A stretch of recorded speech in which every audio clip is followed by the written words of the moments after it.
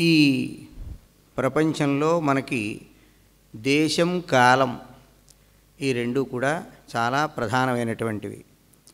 ప్రతినిత్యం మనం సంకల్పం చేసేటప్పుడు దేశకాల సంకీర్తనం అని చేస్తాం. అంటే ఏ దేశంలో ఉన్నాం, ఏ కాలంలో ఉన్నాం, ఈ దేశం ఎప్పుడు సృష్టించబడింది, ఈ కాలం యొక్క ఆది ఎప్పుడు, ఇప్పటి వరకు ఎంతకాలం గడిచింది, ఈ కాల స్వరూపం ఏమిటి, ఇదంతా చేస్తూ ఉంటాం. అయితే ఇప్పుడు మనం ఉన్న కాలాన్ని కలియుగం అంటున్నాం. ఈ కలియుగం అనేది చాలా గొప్పది అని, అంటే మనకి తెలుసు కలియుగం అనేది చెడు అని. ఎందుకంటే కలియుగంలో 75% అధర్మం, 25% మాత్రమే ధర్మం ఉంటుంది. ధర్మం ఎక్కడుందనేది వెతికితే తప్ప కనపడదు. 75%లో కలిసిపోయి ఉంటుంది. తిలతండులాగా, అంటే బియ్యము నువ్వులు కలిపేస్తే ఎలా ఉంటుంది అలా. అటువంటి కలి మంచిది అని శ్రీమద్ భాగవతం, విష్ణు పురాణం ఇలాంటి గ్రంథాలు చెప్తున్నాయి. చిట్ట చివర విష్ణు పురాణంలో వేదవ్యాసుల వారు కొన్ని తీర్పులు ఇచ్చారు, ఏవి మంచివి అని. కలిస్సాధు అన్నాడు ఆయన. కృతయుగం గొప్పదా, త్రేతాయుగం గొప్పదా, ద్వాపరయుగం గొప్పదా, కలియుగం గొప్పదా అంటే కలిస్సాధు. కలి మంచిది అని. కలి అంటే చెడు, మోసం అని అర్థం.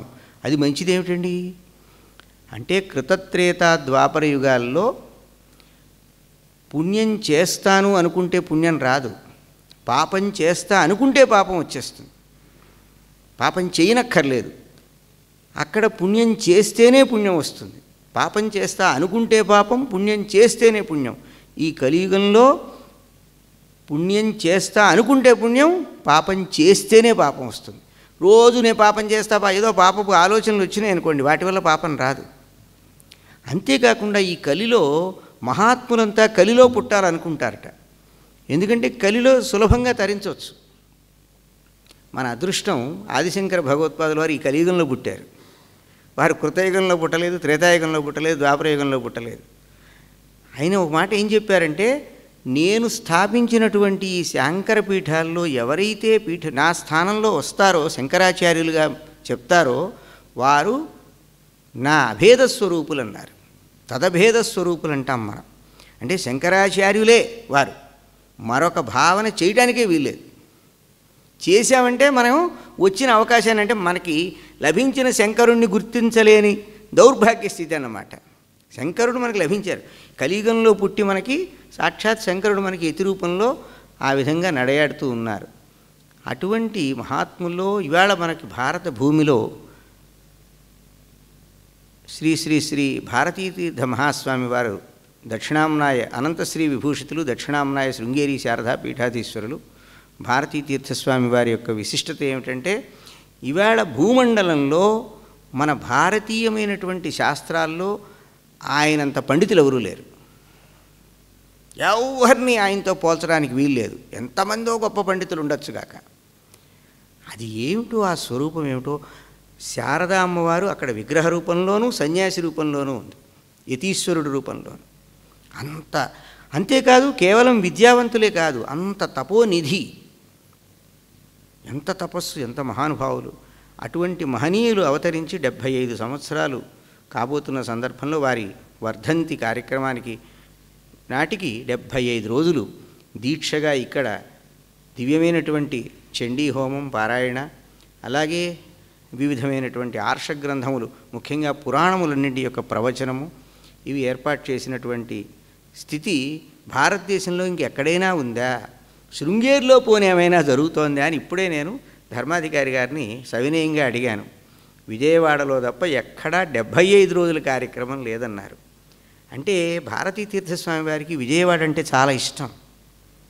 అందువల్ల ఈ విజయవాడలో జరుగుతోందేమో. ఎందుకు ఇష్టం అనేది సరే, అదంతా చాలా పెద్దవాళ్ళని చాలామంది చెప్పుంటారు మీకు.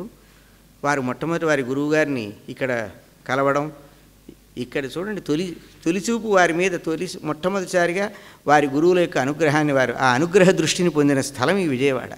వారికి విజయం సిద్ధించింది. వారి సమకాలంలో ఉండి వారిని సేవించే భాగ్యం వల్ల మనం కూడా విజేతలమే, మనం పరాజితులం కానే కాం. అందువల్ల విజయవాడలో జరుగుతోందేమో. అందున ఈ శివరామకృష్ణ క్షేత్రం అంటే వారికి చాలా ప్రీతి. ఇక్కడ వారు స్వయంగా వారి గురువులతో కలిసి వచ్చి ఇక్కడ ఈ ఎదురుగా ఉన్న కళ్యాణ మండపంలో శాస్త్రసభ చేశారు. మొట్టమొదటి వారు పీఠాధిపతి అయిన తర్వాత, సన్యాసం పుచ్చుకున్న తర్వాత మొట్టమొదటి వచ్చినప్పుడు ఈ విజయవాడలో పెద్ద శాస్త్రసభ జరిగింది. అప్పుడు ఇప్పుడున్న పండితులు, తల కొమ్ములు తిరిగిన పండితులందరికీ గురువులు, వాళ్ళు పైగా చాలామంది ఉండేవాళ్ళు అప్పుడు. ఇప్పుడు చాలా కొద్దిమందే ఉన్నారు. వాళ్ళు శాస్త్రార్థం చేసిన వారికి చదువు చెప్పినటువంటి గొల్లపూడి గోపాలకృష్ణమూర్తి శాస్త్రి గారు కూడా ఉన్నారు అప్పుడు. వారు ఒక బిరుదు పెట్టుకునేవారు, కాశ్యాంకృత భూరి పరిశ్రమ అని. కాశీలో గొప్ప పరిశ్రమ చేసిన వాడిని, అదొక టైటిల్, అదొక బిరుదు ఆయనకి. వారు అంటే వారి గొప్పతనం ఏమిటో తెలుసా? ఎంత గొప్ప పండితుడైనా సరే, ఆయన విషయాన్ని ఎంత బాగా చెప్పగలిగినా సరే ముందుకు వెళ్ళలేరంతే. ఆయన అడిగిన ప్రశ్నకి సమాధానం చెప్పకపోతే ముందుకు వెళ్ళే పరిస్థితి లేదు. అలా ముందుకు వెళ్ళనీయకుండా నిగ్రహస్థానాపన్నుల్ని చేయటం అంటాం శాస్త్రంలో. ఆ నిగ్రహస్థానాపన్నుల్ని చేస్తూ ఉండేవారు. అది తట్టుకుని వెళ్ళేవాళ్ళు. వెళుతూ ఆ పండితులందరూ చాలా గొప్పగా చేస్తూ ఉండేవారు. మామూలు వాళ్ళు దూరంగా కూర్చోవలసిన దగ్గరికి వెళ్తే ప్రతి పెద్ద పండితుడు కూడా ఏదో ఒక స్ఖాళిత్యం, అంటే ఆయన శారదా స్వరూపం, ఆయన దగ్గర నేను పండితుడిని అనుకోవడానికి ఎవరికి సాహసం లేదు. ఏదో ఒక తప్పు వచ్చేసేది. తప్పు దొరకడం అంటే తప్పు కాదు, ఏదో అలా ఎలా చెప్పాలో అలా చెప్పలేని స్థితి ఎక్కడో ఒక. ఎందుకంటే నేను ఆ తల్లి దగ్గర ఉన్నాను అనే భావంతో ఉండాలి తప్ప, నేను పండితుడిని, నా వైదుష్యాన్ని నేను చూపగలను అనే భావం కించిత్తు కూడా వాళ్ళకు ఉండేటువంటి పరిస్థితి లేకుండా అంత ఇదిగా జరిగింది. అటువంటి గొప్ప విషయం ఈ విజయవాడకి ఉండడం మనమంతా మన భాగ్యం ఇది. అయితే ఇప్పుడు మనకి పురాణ ప్రవచనం దేనికి? ఏవేవో చెప్పుకోవచ్చు కదండి, చాలా విషయాలను హరికథలు పెట్టుకోవచ్చు కదా, బుర్రకథలు పెట్టుకోవచ్చు కదా, సంగీత కచేరీలు పెట్టుకోవచ్చు కదా. పురాణ ప్రవచనం ఏమిటండి? పురాణ ప్రవచనం ఎందుకు అంటే మనకి 2 మాటలు ఉన్నాయి, బహుశ్రుత అల్పశ్రుత అని. బహుశ్రుత అంటే రామచంద్రమూర్తిని ఇంకా పెద్ద వాళ్ళని, మహానుభావులు వాల్మీకి మొదలైన వాళ్ళంతా బహుశ్రుత అనేవాళ్ళు. బహుశ్రుత అంటే శృతి అంటే ఆ రోజుల్లో వినడం కదా, గురుముఖీ విద్య, గురువు గారు చెబితే విని నేర్చుకోవడం. కాబట్టి అంతా శృతే. అందులో బహుశ్రుతుడు ఎవరు అంటే వేదాలు చదువుకున్నవాడా, వేదాధ్యాపనం చేస్తే గురువుగారి దగ్గర నియమపూర్వకంగా వేదాధ్యయనం చేసినవాడా బహుశ్రుతుడంటే? కాదుట. బిభేతి అల్పశ్రుతాద్వేదో మామయం ప్రహరిష్యతి. అల్పశ్రుతుడిని చూసి వేదం కూడా భయపడుతుందిట. అంటే కొద్దిగా చదువుకున్నవాడిని చూసి వేదం భయపడుతుందిట. మరైతే బహుశ్రుతుడు ఎవడు, అన్నీ చదువుకున్నవాడెవడు అంటే ఇతిహాస పురాణాభ్యాం వేదార్థముపబృంహయేత్. బిభేతి అల్పశ్రుతాద్వేదో మామయం ప్రహరిష్యతి.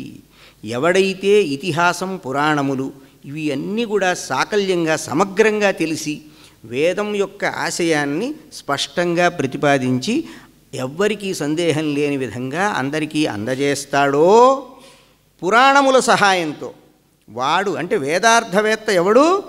పురాణములు తెలిసినవాడు మాత్రమే వేదార్థవేత్త. మిగతా వాళ్ళందరూ ఎవరు? అల్పశ్రుతులు. ఇతిహాస పురాణములు తెలిసి వేదం యొక్క ఆశయాన్ని, శృతిమాత యొక్క ఆశయాన్ని విస్తరింపజేసేవాడు. ఉపబృంహణం అంటే విస్తారం చేసేవాడు, వాడు బహుశ్రుతుడు. అందువల్ల పురాణములు చాలా ముఖ్యమైనవి ఇతర గ్రంథముల కన్నా కూడా. అంతేకాకుండా ఈ పురాణములు ఎందుకు వచ్చినాయి? నియమపూర్వకంగా అధ్యయనం చేయాలి. అధ్యయనం అంటే వేదాధ్యయనం చేసే వాళ్ళకి నియమం చాలా ఉంది. ఉపనయనం చేసుకోవాలి, 3 వేళలా మరి గురూపసదనం చేయాలి, గురువుగారి దగ్గరికి వెళ్ళి అక్కడ ఉండాలి, ఆ గురువుగారి దగ్గర ఉండి 3 వేళలా సంధ్యావందనం చేయాలి, బ్రహ్మచారి నియమాలన్నీ పాటించాలి, 2 వేళలా అగ్నికార్యం చేయాలి, మధ్యాహ్నం బ్రహ్మయజ్ఞం చేయాలి, తండ్రి లేనివాడు అనుకోండి వాడు తర్పణం చేయాలి, పైగా క్షార లవణవర్జం భుంజీత, ఇది తినకూడదు, ఇది తినచ్చు, కింద పడుకోవాలి, జుట్టు కత్తిరించుకోకూడదు, అద్దం చూడకూడదు, కౌపీనం గోచి పెట్టుకోవాలి, పైన ఏదో చిన్న గుడ్డ కట్టుకోవాలి. ఇట్లాంటివన్నీ చాలా నియమాలు ఉన్నాయి. త్రిశ్రవణ స్నానం 3 వేళ తలస్నానమే చేయాలి ఉపనీతుడు, అంతే తప్ప ఏదో కంఠస్నానం చేయకూడదు. ఇవన్నీ చేస్తూ జాగ్రత్తగా ఈ శీతోష్ణాలని సహిస్తూ, ఆకలి దప్పికలను సహిస్తూ నియమంగా వేదాధ్యయనం చేయాలి. ఇదంతా చేయటం సాధ్యమా? ఏదో చేశారు, నియమంగా చేసిన మహానుభావులు చేశారు. మరి ఈ వేదం వాడొక్కడికే దక్కితే ఈ జనమందరికీ ఏమిటి గతి? ఈ శాస్త్రాలు, వేదాలు అందరినీ ఉద్ధరించడానికి బయలుదేరినాయా? కొంతమంది ఓ గుంపుని మాత్రమే ఉద్ధరించడానికి బయలుదేరినాయా అంటే అందరినీ ఉద్ధరించడానికి కదా. మానవ మాత్రుడైన ప్రతివాడు తరింపబడాలి. మానవమాత్రుడైన ప్రతివాడు తరింపబడాలంటే అందరికీ వేదంలో చెప్పిన విషయం తెలియాలి కదా, చేరాలి కదా, చేరితేనే కదా. ఇప్పుడు మిగతా మతాల వాళ్ళు మేము అందరికీ ఇచ్చేసాం పుస్తకం, అందరం చదివేశాం అంటున్నారు. మరి మన మతంలో చేయలేదా ఆ పని? మన మతంలో ఏం చేశారంటే, మన మతంలో నాయనా నీకు ఏ నియమం నువ్వు పాటించలేకపోయినా, ఏ సంస్కారం ఉపనయనాది సంస్కారాలు లేకపోయినా నీకు మొత్తం వేదంలో ఉండేటువంటి సమస్తం నీ చేతిలో పోస్తాం అని వేదవ్యాసులు వారు ప్రతిజ్ఞ చేసి వారందరి కోసం సమగ్రమైనటువంటి వేదశాస్త్రాలన్నింటిలో ఉన్న సమస్త విషయాల్ని పురాణాల్లో పెట్టి అందరూ దీన్ని స్వీకరించండి అని పెట్టారు. ఇంత గొప్ప మానవతావాది వ్యాసుల వారంత మానవతావాది ప్రపంచంలో ఎవడూ లేడు. ఆయన అనంత వై వేదా, వేదాలు ఎన్ని వేదాలు ఉన్నాయి, ఎంత ఉంది వేదం యొక్క పరిమాణం ఎంత అంటే అనంతం, అంతం లేదు వేదానికి. ఏదో చెప్తున్నాం, ఋగ్వేదం ఇన్ని శాఖలు, యజుర్వేదం ఇన్ని శాఖలు, సామవేదం ఇన్ని శాఖలు, అథర్వణ వేదం ఇన్ని శాఖలు. ఈ ఏదో ఒక శాఖాధ్యయనం చేయాలంటే 8 ఏళ్ళు పడుతుంది. ఇప్పుడు మాకు అక్కడ యజుర్వేదం, ఇక్కడ వాళ్ళు ఏదో కొంతమంది ఎక్కువ మంది కృష్ణ యజుర్వేదం వాళ్ళు ఉన్నారు, తైత్తిరీయ శాఖ వాళ్ళు. ఆ వేదం అంతా చదవడానికి ఎంతకాలం పడుతుంది అంటే 8 ఏళ్ళు పడుతుంది. మరి అన్ని వేదాలు చదవడానికి ఎన్ని ఏళ్ళు పడుతుంది? ఈ అన్ని వేదాలు ఏమిటి? ఇంత వేదం చదవలేం కదా. అయితే ఏం చేశాడు ఆయన? భరద్వాజుడు అనే ఋషి, మీ అందరికీ తెలిసేమో ఈ కథలు, చాలామంది అందరూ కూడా అనేక విషయాలు తెలిసిన వారే పెద్దలే కూర్చున్నారు ఇక్కడ. నేనే ఇప్పుడు సంకోచంగా జాగ్రత్తగా ఉండి మాట్లాడాలని, పెద్ద వారంతా ఇక్కడ కూర్చున్నారు, నేను చాలా వినయంగా మాట్లాడవలసిన స్థితి. అయితే మరి భరద్వాజ మహర్షి అని ఆయన వేదాధ్యయనం చేయాలని కోరిక పుట్టింది. ఆయనకి వేదాధ్యయనం అంటే ఎట్లా? మొత్తం చదివేయాలని. చూడండి ఆయన కోరిక. సరే వేదాధ్యయనం చేసేసాడు. 100 సంవత్సరాల ఆయుర్దాయం మానవ మాత్రుడికి 100 సంవత్సరాలు వేదాధ్యయనం చేశాడు. సరే ఆయన మీద 100 సంవత్సరాలు అయిపోయింది, వెళ్ళిపోవాలి. అప్పుడు పాపం ఆయనకి ఇంద్రుడు స్వయంగా వచ్చాడు. వచ్చి పట్టుకెడదామంటే, సరే నేను కొంచెం నాకు ఆయుర్దాయం పెంచు, పూర్తి చేసుకొచ్చేస్తాను, ఇంకా నాకు వేరే కోరికలు ఏం లేవు, మొత్తం వేదం చదువుకోవాలి అంతే. మంచి కోరికే కదా. ఇంకో 100 ఏళ్ళు ఇచ్చాడు. అలా మరి ఇంకో 100 ఏళ్ళు, 300 ఏళ్ళు అయిపోయింది. 300 ఏళ్ళు అయిపోయిన తర్వాత ఇంకా కాస్త మిగిలింది, కొంచెం పూర్తి చేస్తా అంటాడు. ఏమిటి మొహం, కాస్త మిగలటం ఏమిటయ్యా? 3 కొండలు చూపించి అందులో 3 గుప్పిళ్ళు పోసి నువ్వు చదివింది ఎంతే. ఆ రోజుల్లో త్రయీ అనేవాళ్ళు. అథర్వణ వేదం మిగతా వాటిల్లో కలిసిపోయి ఉండేది. ఎక్కడ ఇది? దివ్యం వర్ష సహస్రంకాల బృహస్పతిశ్చ వక్త ఇంద్రస్యాధ్యేత దివ్యం వర్ష సహస్రంకాల నాంతం జగామ. పతంజలి మహర్షి అని ఆయన వ్యాకరణ శాస్త్రానికి మహాభాష్యం అని ఒకటి రాశాడు. అందులో ఆ వ్యాకరణం ఎంత ఉందయ్యా అన్నాడు. ఎవరు చెప్పారు? పాఠం చెప్పింది ఎవరు? బృహస్పతిశ్చ వక్త. సాక్షాత్ దేవగురు బృహస్పతే చెప్పేవాడు, చదువుకునేవాడెవడు? ఇంద్రశ్చాధ్యేత. ఇంద్రుడు అధ్యయనం చేసేవాడు ఇంద్రుట్ట. మరి కాలం ఎంతకాలం పట్టింది? దివ్యం వర్ష సహస్రంకాల. దేవమానంతో, ఇది మనవమానం, మనమానం 365 రోజులు, రాత్రింబౌళ్ళు 24 గంటలు, పగలు ప్రమాణం ఇంత, రాత్రి ప్రమాణం ఇంత, ఏవో ఈ లెక్కలు మనవి. ఈ మన లెక్కలు కాదు, దేవతామానంతో వాళ్ళ 1000 ఏళ్ళుట, అంతకాలం అయిందిట. ఎంత అయింది? ఒక్క గ్రామర్ చదివాడండి, గ్రామరు. ఆ గ్రామర్ చదివితే ఎంతకాలం పట్టింది? నా అంతంజగామా. 1000 ఏళ్ళు దేవమానంతో చదివితే అంతం కాలేదు. అలాంటిది ఈ వేదాలన్నీ పూర్తవ్వాలంటే ఎలా అవుతుంది? అందుకని వేదవ్యాసుల వారు ఏం చేశారు?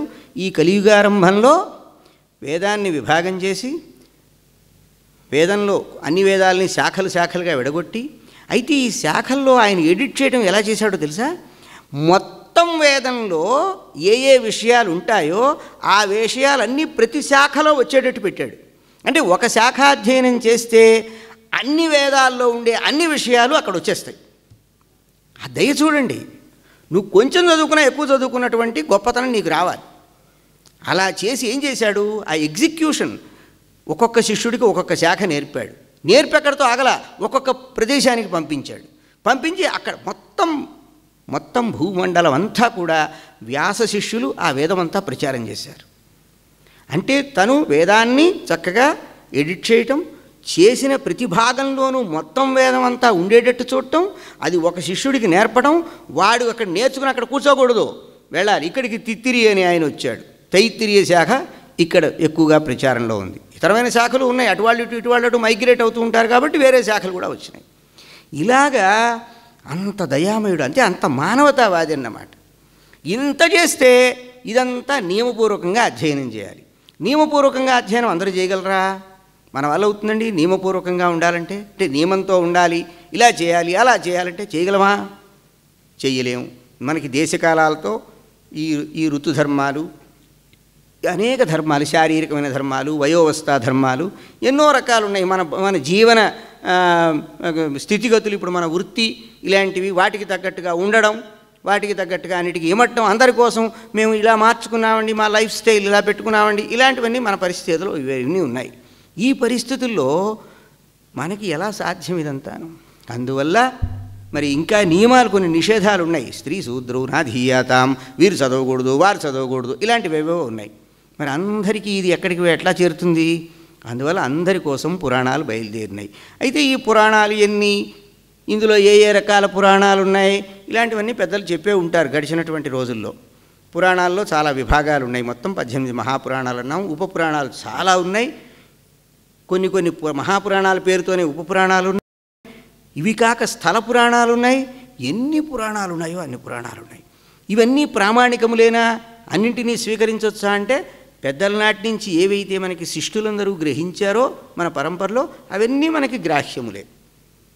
ఒకప్పుడు పురాణం కన్నా ఉపపురాణం చాలా ప్రచారంలో ఉంటుంది కొన్ని ప్రాంతాల్లో, అలాంటివి ఉన్నాయి. అయితే ఈ దేవీ భాగవతం అనేది పురాణమా ఏమిటి? ఇక్కడేదో కొంచెం ఏదో రకరకాల, అంటే ఇది మన రీసెర్చ్ కాదు కదా, ఇక్కడ మనం కూర్చున్న వాళ్ళం ఆధ్యాత్మికమైనటువంటి ప్రసంగమే చేయాలి. మీరు కూడా ఆధ్యాత్మికమైనటువంటి వాసనలతోనే గ్రహించాలనే పద్ధతి మనకు ఉంది. ఎందుకంటే ఈ సన్నిధి అలాంటిది, మహాసన్నిధానం సన్నిధానం వారి సన్నిధి కాబట్టి ఇక్కడ మనకి ఏదో రీసెర్చ్ మెథడాలజీ అంతా కూడా మేమేమి అప్లై చేసి చెప్పే పద్ధతులు ఉండకూడదు. మామూలుగా అయితే అలాంటివన్నీ చేయొచ్చు, బయట ఇక్కడ చేయం. అయితే ఇప్పుడు అష్టాదశ మహాపురాణాలు, 18 మహాపురాణాల్లో దేవీ భాగవతం ఉందా, భాగవతమా, ఇలాంటివేవో ప్రసంగాలు ఉన్నాయి. కానీ పెద్దలందరూ కూడా ఈ దేవీ భాగవతాన్ని ఋషిప్రోక్తమైనటువంటి గ్రంథం, ఇది చాలా ప్రామాణికంగా దీన్ని స్వీకరించి దీనిని చక్కగా సేవించినటువంటి స్థితి ఉంది మనకి. అయితే ఈ దేవీ భాగవతం అనేది మొత్తం యావత్ దేశంలో ప్రచారంలో ఉంది. దీనికి వ్యాఖ్యానాలు కూడా సంస్కృతంలో ఉన్నాయి. చాలా ప్రామాణికంగా తెలుగులో కూడా ఒక మహానుభావుడు ఈ దేవీ భాగవతాన్ని అనువదిస్తే దాన్ని మన ఊరికి సంబంధించిన వాళ్ళే, మనకి దగ్గరే ఈ దుర్గాగ్రహారానికి సంబంధించిన వారే దాన్ని ప్రచురించడం ఏదో చేశారు. అప్పట్లో అది మన అమరావతి ప్రభువులు, వాసిరెడ్డి వంశీకులు, వాళ్ళ ఆస్థానంలో ఉన్నటువంటి ఒక మహానుభావుడు, గొప్ప దేవి ఉపాసకుడు, ఆయన దీన్ని పద్యకావ్యంగా రాశారు. ఇదంతా చాలా ఉంది. సరే, అదంతా అక్కడ ఉంచుదాం. ఇప్పుడు ఒక పురాణం వినాలి అంటే ఆ పురాణం ఎందుకు వినాలి, ఆ పురాణం ఎందుకు చదవాలి, ఆ పురాణంలో ఏం విషయం ఉంది, ఆ పురాణం సరే ఏదో విషయం ఉంది, చదివాం, విన్నాం, మనకేమిటి ప్రయోజనం? ప్రయోజనం అనుద్దిశ్య నా మందోపి ప్రవర్తతే. ప్రయోజనం తెలుసుకోకుండా ఎవడైనా దానిలో వారికి ప్రవృత్తి కలుగుతుందా? ప్రతి పురాణానికి కూడా మహాత్మ్యం ఉంటుంది. మహాత్మ్యం అంటే గొప్పతనం. మహాత్మ్యం తెలియకుండా, దాని యొక్క విశిష్టత, దానికి ఉండేటువంటి గొప్పతనం తెలియకుండా దానిని వినాలి అనేటువంటి ఆలోచన మనకి రాదు. కాబట్టి ఎక్కడెక్కడ ఈ గ్రంథానికి సంబంధించిన మహాత్మ్యాలు ఉన్నాయో ఆ మహాత్మ్యాలన్నీ ఒకచోట చేర్చి వాటిని ఆ పురాణం వినేదానికి ముందు ఆ మహాత్మ్యం చెప్పుకోవడం అనేది ఆచారంగా ఉంది. మహాత్మ్య శ్రవణం చేసి తీరాలి. మహాత్మ్య శ్రవణం చేయకుండా ఆ పురాణం వినటానికి మనకి ఏదో కథలు బాగున్నాయి అనుకోవడం, మనకి తెలిసిన కథే ఏదో చెప్పాడు పానే ఉంది, అట్టా కాదుగా. దాని భక్తి కలగాలి. ఇది వింటున్నప్పుడు మనకి భక్తి కూడా కలగాలి. కలగకపోతే ప్రయోజనం ఏముంటుంది? ఎందుకంటే మనకి ముఖ్యంగా భక్తి అనేక రకాలుగా ఉంది. ఆ భక్తి శాస్త్రంలో అంటే నారద భక్తి సూత్రాలు, శాండిల్య భక్తి సూత్రాలు మొదలైనటువంటి గ్రంథాల్లో, ఇది కాక భాగవతంలో భక్తి యొక్క స్వరూపాన్ని చాలా విశేషంగా చెప్పడం జరిగింది. అందులో మొట్టమొదటి స్థానం శ్రవణ భక్తి, తర్వాత కీర్తన భక్తి. కీర్తనం అంటే చెప్పడం, సంకీర్తనం చేయడం, శ్రవణం అంటే వినడం, శ్రవణ భక్తి. ఈ శ్రవణ మాత్రం చేత ఏం జరుగుతుంది అంటే భక్తి పరేశానుభవో విరక్తిరన్యత్ర. భక్తి మనకి ఏర్పడ్డప్పుడు ఏం చేయాలి? భగవంతుడు మనకి మన అనుభవంలోకి వస్తూ ఉండాలి. ఇతర విషయాల యందు విరక్తి కలగాలి. మనకి భక్తి వల్ల ఏకకాలంలో ఒకే సమయంలో 3 ప్రయోజనాలు కలగాలి. ఒక ముద్ద మనం తింటున్నాం అనుకోండి, తుష్టి పుష్టి క్షుదపాయో అనుఘాసం. అనుఘాసం అంటే ముద్దకి, ఘాసం ప్రతి అనుఘాసం. ఘాసం అంటే ముద్దకి తుష్టి, తింటున్నాడు ముద్ద కలుపుకుని, తుష్టి సంతోషమా, ఏదో చప్పరిస్తూ ఉంటాడు బాగుందని, ఏదో మౌత్ వాటరింగ్ తింటూ ఉంటాడు. తుష్టి పుష్టి, దానివల్ల కొంచెం నీరసం తగ్గుతుంది, పుష్టి వస్తూ ఉంటుంది. క్షుదపాయ, ఆకలి తొలుగుతూ ఉంటుంది. ఏ విధంగా ముద్దకి తుష్టి పుష్టి ఆకలి తొలగడం జరుగుతుందో, ఇట్లాగే మనం ఏ శ్రవణం చేసినా, భగవత్ కథాశ్రవణం చేసినా, భగవత్ సంకీర్తనం చేసినా, ఆ సమయంలోనే, ఆ సమకాలంలోనే, సైమల్టేనియస్గా అంటామే, ఆ సమయంలోనే మనకి ఆ భక్తి కలగాలి. భక్తి అంటే ఏమిటి? అది ఆ ప్రేమ అన్నమాట. ఆ ప్రేమ అంటే తన మీద తనకెంత ప్రేమ ఉంటుందో. ప్రేమ ఎక్కడుంటుంది? ఇతరుల మీదకి వెళుతుందా? ప్రేమ అనేది ఎక్కడుంటుందంటే తన మీదే తనకి ప్రేమ. ఎవరి మీద ఎవరికి ప్రేమ ఉండదు. లేదండి మా అబ్బాయి అంటే నాకు చాలా ఇష్టం, ఉత్తమాట, అబద్ధం అన్నమాట, పచ్చి అబద్ధం. అది మావిడంటే నాకు ఇష్టం, వాళ్ళంటే ఇష్టం, వీళ్ళంటే ఇష్టం, ఇవన్నీ అబద్ధాలు. ఆత్మనస్తు కామాయ సర్వం ప్రియం భవతి. తనకి వాళ్ళు ప్రియం, హితం, వాళ్ళు మనకి సుఖ సాధనములు అనిపిస్తే వాళ్ళ మీద ప్రేమ. అంతేగాని తన కోసమే, అంటే తన మీద తనకి ప్రేమ, ఎవరి మీద ఎవరికి ప్రేమ లేదు, తన మీదే తనకి ప్రేమ. అటువంటి ప్రేమ భగవంతుడి మీద కలగాలి. అది భక్తి అంటే. పరేశానుభవ, ఆ భగవంతుడి యొక్క ఆ భగవద్ అనుభూతి మనకు కలుగుతూ ఉండాలి. అంటే ఆ తాదాత్మ్యం చెందాలి. అన్యత్ర విరక్తి, ఇతరమైనటువంటి సమస్తమైనటువంటి ఈ ప్రాపంచిక విషయములందు మనకి ఏ విధమైనటువంటి ఇవి తుచ్చమైనవి, ఇందులో ఏమీ లేదు అనేటువంటి ఒక అసారతా బుద్ధి, అంటే దీని యందు సారం లేదు అనేటువంటిది అనిపించాలి. ఏకకాలంలో, ఒకే కాలంలో ఇవి అనిపించాలి. అది శ్రవణ భక్తిలో ఉంటుంది. అంటే చెప్పేవాడికి వినేవాడికి ఆ స్థితి కలగాలి. కలగనప్పుడు ఆ శ్రవణం, ఆ కీర్తనం రెండు కూడా వృధా. అందువల్ల మహాత్మ్య శ్రవణం ముందు చేయాలి. ముందు అది కలగాలంటే, పురాణ శ్రవణంలో మనకి ప్రవృత్తి కలగాలంటే ఏం చేయాలి? మహాత్మ్య శ్రవణం చేయాలి. అందువల్ల దేవీ భాగవతానికి మహాత్మ్యం ఉంది. ఆ దేవీ భాగవతం యొక్క మహాత్మ్యం మనకి స్కాంద పురాణంలో మానసఖండం అనేటువంటి భాగంలో ఈ దేవీ భాగవత మహాత్మ్యం ఉంది. ఆ దేవీ భాగవతం గురించిన విశేషం అంతా కూడా ఆ గ్రంథం ఎందుకు మనం సేవించాలి, ఆ గ్రంథం యొక్క ప్రత్యేకత ఏమిటి, దాన్ని ఎలా వినాలి, ఎలా చెప్పాలి, ఎందుకు వినాలి, ఎందుకు చెప్పాలి, ఏ సమయంలో చెప్పాలి, ఎక్కడ చెప్పాలి, ఇలాంటివన్నీ కూడా ఆ మహాత్మ్యంలో మనకి వస్తాయి. అందువల్ల ఆ మహాత్మ్యాన్ని ముందు మనం తెలుసుకుని తర్వాత యథావకాశంగా మిగతా గ్రంథాన్ని మనం చూద్దాం. సృష్టౌ యా సర్గరూపా జగదవన విధౌ పాలనీయా చ రౌద్రీ సంహారే చాపి యస్య జగదిదమఖిలం క్రీడనం యా పరాఖ్యా పశ్యంతి మధ్యమాథో తదను భగవతి వైఖరీ వర్ణరూపా సాస్మాద్వాచం ప్రసన్నా విధిహరిగిరిశారాధితాలంకరోతు. నారాయణం నమస్కృత్య నరం చైవ నరోత్తమం దేవీం సరస్వతీం వ్యాసం తతో జయముదీరయేత్. ఋషయ ఊచుః సూతజీవ సమాబహ్వీః యస్త్వం శ్రావయసీహ నః కథా మనోహరాః పుణ్యాః వ్యాసశిష్యమహామతే. సర్వపాపహరం పుణ్యం విష్ణోశ్చరితమద్భుతం అవతారకథోపేతం అస్మాభిః భక్తితః శ్రుతం.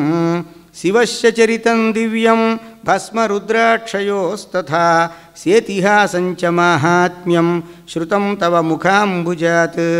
అధునా శ్రోతుమిచ్ఛామః పావనాత్ పావనం పరం భుక్తిముక్తిప్రదం నృణాం అనాయాసేన సర్వశః. తత్వం బ్రూహి మహాభాగ ఏన సిద్ధ్యంతి మానవాః కలావపి పరం త్వత్తో న విద్మః సంశయచ్ఛిదం. నైమిషారణ్యంలో సూతుల వారు శౌనకాది ఋషీశ్వరులందరికీ అనేకమైనటువంటి దివ్య వృత్తాంతాలని వారు తెలియజేస్తూ ఉన్నారు. సరే, వారు తెలియజేసిన తర్వాత ఋషుల మధ్యలో వాళ్ళు ప్రశ్నిస్తూ ఉంటాం. ఆ ప్రశ్నించే సమయంలో ఎన్ని సంవత్సరాల నుంచి ఎన్ని మంచి విషయాలు చెప్పావయ్యా నువ్వు, ఎంత ఆకట్టుకునే విషయాలు చెప్పావు, ఎంత పవిత్రమైన విషయాలు చెప్పావు, అన్ని రకాల పాపాలు పోగొట్టేటువంటి ఎంతో పుణ్యప్రదమైనటువంటి విష్ణు యొక్క గాథలన్నీ కూడా అవతార కథలన్నీ చెప్పావు. మేము భక్తితో విన్నాం, నువ్వు చెప్పడమే కాదు, మేము కూడా అంత భక్తిని కలిగి విన్నాం. శివచరిత్ర చెప్పావు, తర్వాత భస్మ మాహాత్మ్యం, రుద్రాక్ష మాహాత్మ్యం, ఇలాంటివన్నీ చెప్పావు.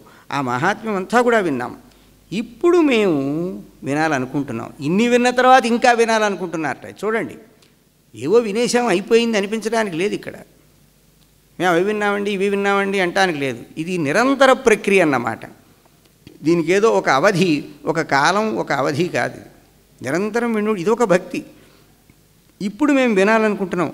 అన్నింటికన్నా పవిత్రమైంది, మాకు మోక్షం కావాలి, భుక్తి కూడా కావాలి. ఎందుకంటే మనకి ఈ జన్మ వచ్చింది, ఈ జన్మలో మనం ఎన్ని విన్నప్పటికీ కూడా ఇక్కడి నుంచి 8 గంటలు అయ్యేప్పటికీ మామూలుగా మనం మన కార్యక్రమాల్లోకి మనం ప్రవేశించవలసిందే. ఇక్కడ ఒక పెద్ద ఆయన ఉండేవాడు వెనక.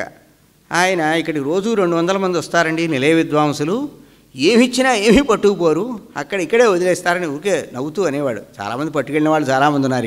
ఇక్కడ విన్నవాళ్ళు ఎంతోమంది ఎంతో మంచి భక్తి జ్ఞానాలను పొందినవారు ఉన్నారు, లేకపోలేదు.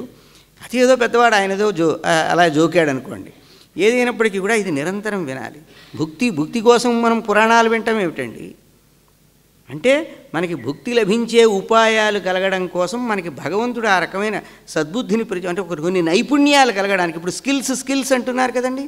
ఆ భగవద్ అనుగ్రహంతో మనకి నైపుణ్యాలు కలుగుతాయి. ఆ నైపుణ్యాలు పొందడం కోసం కూడా భగవద్ అనుగ్రహం కోసం ఈ దివ్యమైనటువంటి కథాశ్రవణం చేయొచ్చు అన్నమాట. ఎందుకంటే మనకి ధర్మ, అర్థ, కామ, మోక్షాలు 4 పురుషార్థాలే. పురుషార్థములంటే ఏమిటి? జీవుడి చేత కోరదగినవి అని అర్థం. ఈ జన్మలో మనం సంపాదించుకోవలసినటువంటివి హ్యూమన్ గోల్స్ అంటాం కదా. మనిషిగా పుట్టినవాడు 4 సంపాదించుకోవాలి. ధర్మం సంపాదించుకోవాలి. ధర్మం అంటే మంచి అంటే ఏమిటి? ఎవరూ తప్పు పట్టంది మంచి. మీ నడత కానీ, మీ మాట కానీ, మీ చేత కానీ ఇతరుల చేత తప్పు పట్టబడకుండా ఉండాలి. అది ధర్మం అంటే. ఆ ధర్మాన్ని మనం పొందాలి. అర్థం, డబ్బు కావాలి. కామం అంటే ఈ శరీరంతో ఇక్కడ ఈ జన్మలో అనుభవించే సుఖం. మోక్షం అంటే శాశ్వతమైన ఆనందం. ఇవి కావాలి. అయితే ఇందులో పరమ పురుషార్థం అంటే గొప్ప పురుషార్థం మోక్షమే. ఇందులో నీచమైనవి ఏమిటి అంటే అర్థం, కామం పరమ నికృష్టమైనవి అండి. నికృష్టమైనవి ఏమిటండి అనొచ్చా మాట? ఒక పక్క పురుషార్థం అంటున్నాం, డబ్బు చెడ్డది, కామం చెడ్డది అంటామా? అనకూడదుట. ఎందుకంటే అసారతా బుద్ధి జనన ద్వారా మోక్షోపయోగిత్వేన పురుషార్థత్వం, అర్థకామయో పురుషార్థత్వం కథం. అర్థం పురుషార్థం ఏమిటండి అంటే మనిషి సాధించుకోదగింది డబ్బు, మనిషి సాధించుకోదగింది కామం అంటే అవి ఎందుకంటే ఇందులో ఏం లేదు, తుచ్చం. ఎంత సంపాదించినా చివరికి ఏదో ఆ సంపాదన వల్ల, ఆ కూడబెట్టిన దానివల్ల ఏమాత్రం కూడా మనస్సు దానివల్ల సంతృష్టి చెంది అమ్మయ్య యజాల్లే అని అనిపించే పరిస్థితి లేదు. నేను హాయిగా ఉంటాను దీనివల్ల అనుకునే పరిస్థితి ఉండదు. కామం వల్ల అంతే. అందువల్ల అర్థకామములు సారం లేనివి అనే ఒక బుద్ధిని పుట్టించి మోక్షానికి ఉపయోగపడతాయి కాబట్టి అవి కూడా పురుషార్థములు అన్నారు. అందువల్ల అవి ఆ సారం లేని అనిపించడానికి అది ముందు సంపాదించాలిగా. ఎంత సంపాదించడం మొదలెట్టిన తర్వాత అర్థాన్ని కామాన్ని పోగేసుకున్నప్పుడు ఎంత పోగేసుకున్నా తనివి తీరక. ఎందుకంటే మనకి తైత్తిరీయోపనిషత్తులో చెప్పినట్టు ఇది మనుష్యుడు ఒక యువకుడికి ఉండే ఆనందం ఇది. ఒక మంచి వయసులో ఉన్న కుర్రాడికి ఆనందం ఎంత ఉంటుంది? గ్రెడేషన్ అన్నమాట. ఇంద్ర పదవిలో ఉన్నవాడికి ఎంత ఆనందం ఉంటుంది, వాడికి ఎంత ఇలా హద్దులు చెప్పారు. చెప్పి చెట్టు చివరికి గొప్ప ఆనందం ఎవడిది? శ్రోత్రియస్య చ కామః తస్య అంటాడు. శ్రోత్రియుడికి అంటే శృతి అంటే వేదం యొక్క తాత్పర్యం తెలిసి అకామహతుడవ్వాలి. అకామహతుడు అంటే కామం చేత కొట్టబడకూడదు. అంటే ఏమిటి?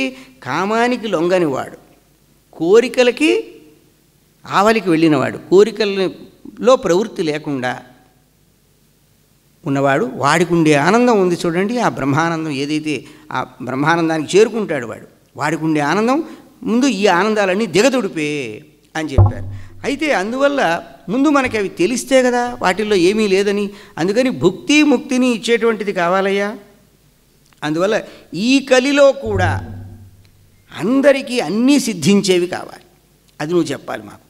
కలియుగంలో ఇందులో ఆచారం లేదు, ఇంకోటి లేదు అని ఎన్నో మనం ఓ పెద్ద లిస్టు చెప్తున్నాం. నిజమే, అవన్నీ నిజమే, పచ్చి నిజాలే అన్నీ. మరి ఇట్లా ఇప్పుడు కూడా తరించాలి. మరి ఎలా అంటే ఈ కలిలో అన్నీ సిద్ధించాలి. ఈ కలియుగంలో ఉండే దుర్బలులైన మానవులకి. పైగా నీలాగా సందేహాలు పోగొట్టగలవాడు ఇంకోళ్ళు లేడయ్యా, అందువల్ల మాకు ఏ సందేహాలు కలిగినా పోగొట్టగలవాడివి, అన్నీ సిద్ధించేది చెప్పు అంటే ఆ మహానుభావుడు చెప్తున్నాడు. సూత ఉవాచ సాధుపృష్టం మహాభాగాః లోకానాం హితకామ్యయా సర్వశాస్త్రస్య యత్సారం తద్వో వక్ష్యామ్యశేషతః. ఎంత చక్కగా అడిగారయ్యా, అడగటం కూడా ఎంత బాగా అడిగారు. మీకోసం అడిగారా?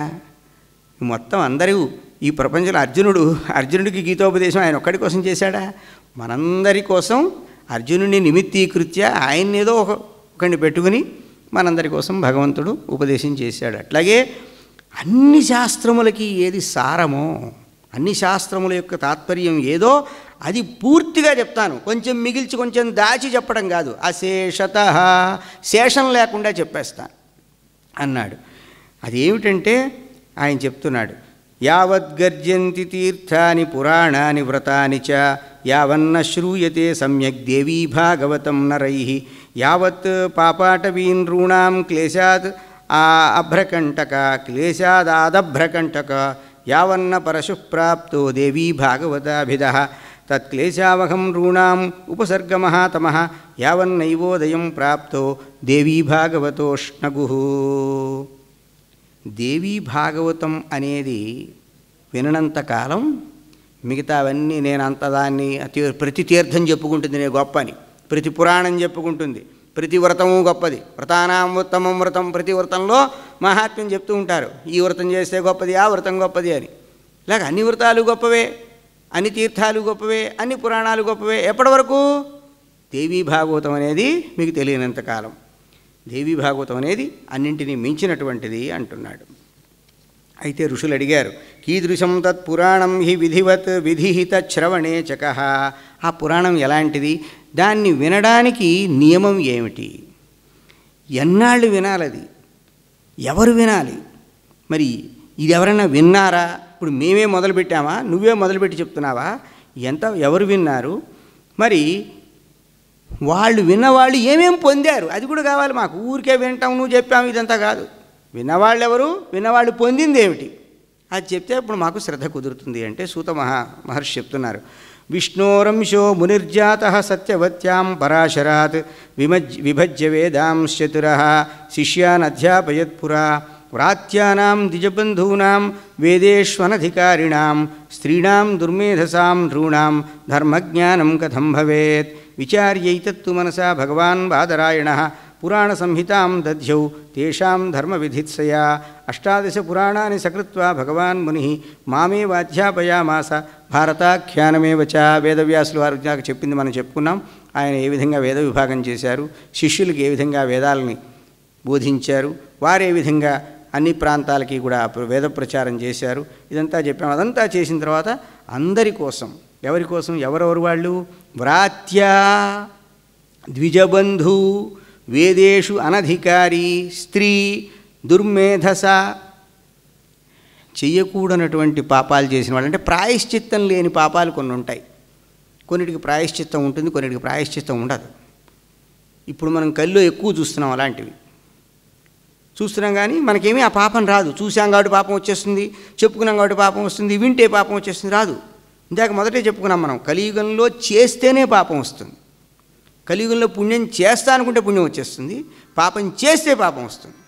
కృతయుగంలో, త్రేతాయుగంలో, ద్వాపరయుగంలో పుణ్యం చేస్తా అనుకుంటే చచ్చిన పుణ్యం రాదు, చేస్తేనే పుణ్యం వస్తుంది.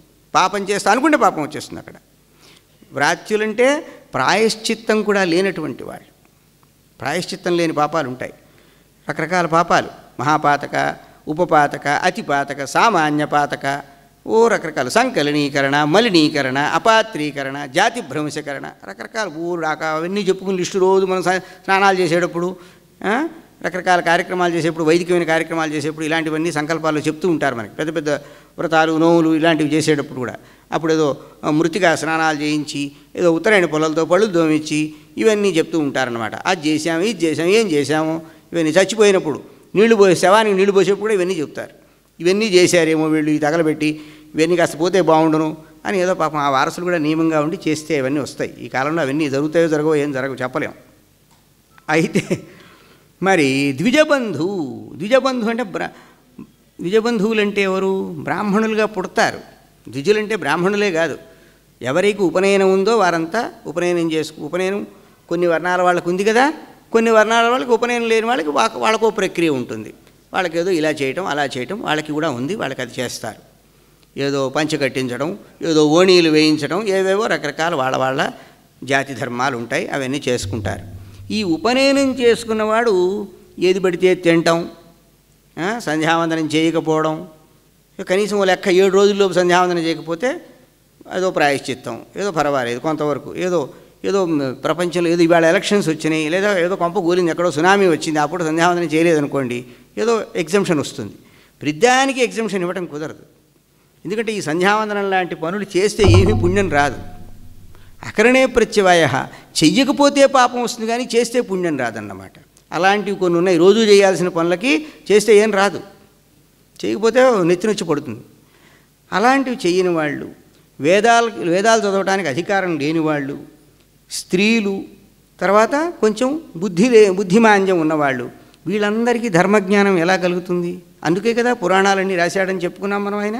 ఆయన పురాణాలు రాసి మొత్తం నాకు నేర్పాడయ్యా, మొత్తం నాకే నేర్పాడు. అందువల్ల ఇప్పుడు ఇందులో వీటన్నింటిలోకి దేవీ భాగవతం తత్ర పురాణం భోగమోక్షదం. మీరు అడిగారే భుక్తి ముక్తి కావాలని, దేవీ భాగవతం అటువంటి పురాణం. వారికి భుక్తి ముక్తి రెండూ వస్తాయి దేవీ భాగవతం. స్వయం తుశ్రావయామాస జనమేజయ భూపతిం. వ్యాసుల వారు ఈ దేవీ భాగవతం రాసి ఆయనే స్వయంగా జనమేజయ మహారాజుకి ఈ దేవీ భాగవతం చెప్పారు. ఇది ప్రధానమైన విషయం. పూర్వమస్య పితా రాజా పరీక్షిత్ తక్షకాహిన సందష్టః తస్య సంశుద్ధ్యై రాజ్ఞా భాగవతం శృతం. ఈ జనమేజయ మహారాజు గారి తండ్రి పరీక్షిన్ మహారాజు తక్షకుడు అనేటువంటి పాము యొక్క కాటుకు బలై ఆయన చనిపోయాడు. అట్లా పాము కాటుతో చచ్చిపోయాడు కదండి పాపం. ఇప్పుడు కూడా మనకి ఏదో ఆత్మహత్యలు చేసుకున్న వాళ్ళు, ఇంకేదో రకరకాలుగా పోయిన వాళ్ళు, యాక్సిడెంట్లో పోయిన వాళ్ళు, ఇట్లాంటి వాళ్ళందరికీ ఏం చేస్తారు? నారాయణ బలి ఏం చేస్తూ ఉంటారు. ఏదో రకరకాలుగా పోయిన వాళ్ళు, ఏ సంస్కారం లేకుండా పోయిన వాళ్ళు, ఇట్లాంటి వాళ్ళు. పాపం ఈయన కూడా పాము కాటేస్తే పోయాడు, అది కూడా దోషమే కదా పాపం. దాని శుద్ధి కోసం ఏం చేశాడంటే ఆయన భాగవతం విన్నట్ట. ఈ పురాణంలో అలా చెప్పారు కాదు కదండి. అప్పుడు ఆయన తరించడం కోసం కదా. అక్కడ సంగతి అది, ఇక్కడ సంగతి ఇది.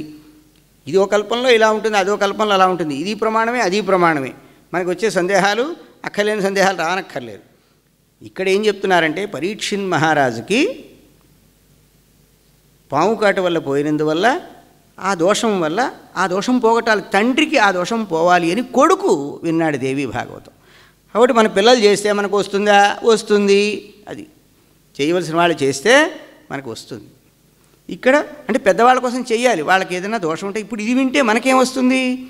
మన వంశంలో ఎవరైనా పితృదేవతలకి ఎవరికైనా ఏదైనా సక్రమంగా జరక్క వాళ్ళు పోయినారనుకోండి, వాళ్ళకి ఏమి జరగలేదనుకోండి, వాళ్ళంతా బట్టి పీడిస్తారు. మీకు ఈ దోషం ఉంది, పితృదోషం ఉంది, ఆ దోషం ఉంది, ఈ శాపం, అన్ని శాపాలు పోతాయి అన్నమాట. ఇలాంటిది విన్నందువల్ల అలాంటి దోషాలు పాపాలు పోతాయి. అందుకు ఈ కథ చెప్తారు. ఎందుకు చెప్తున్నారంటే అందుకు. అయితే ఆయన భాగవతం విన్నాడు. విన్న తర్వాత ఏం జరిగింది?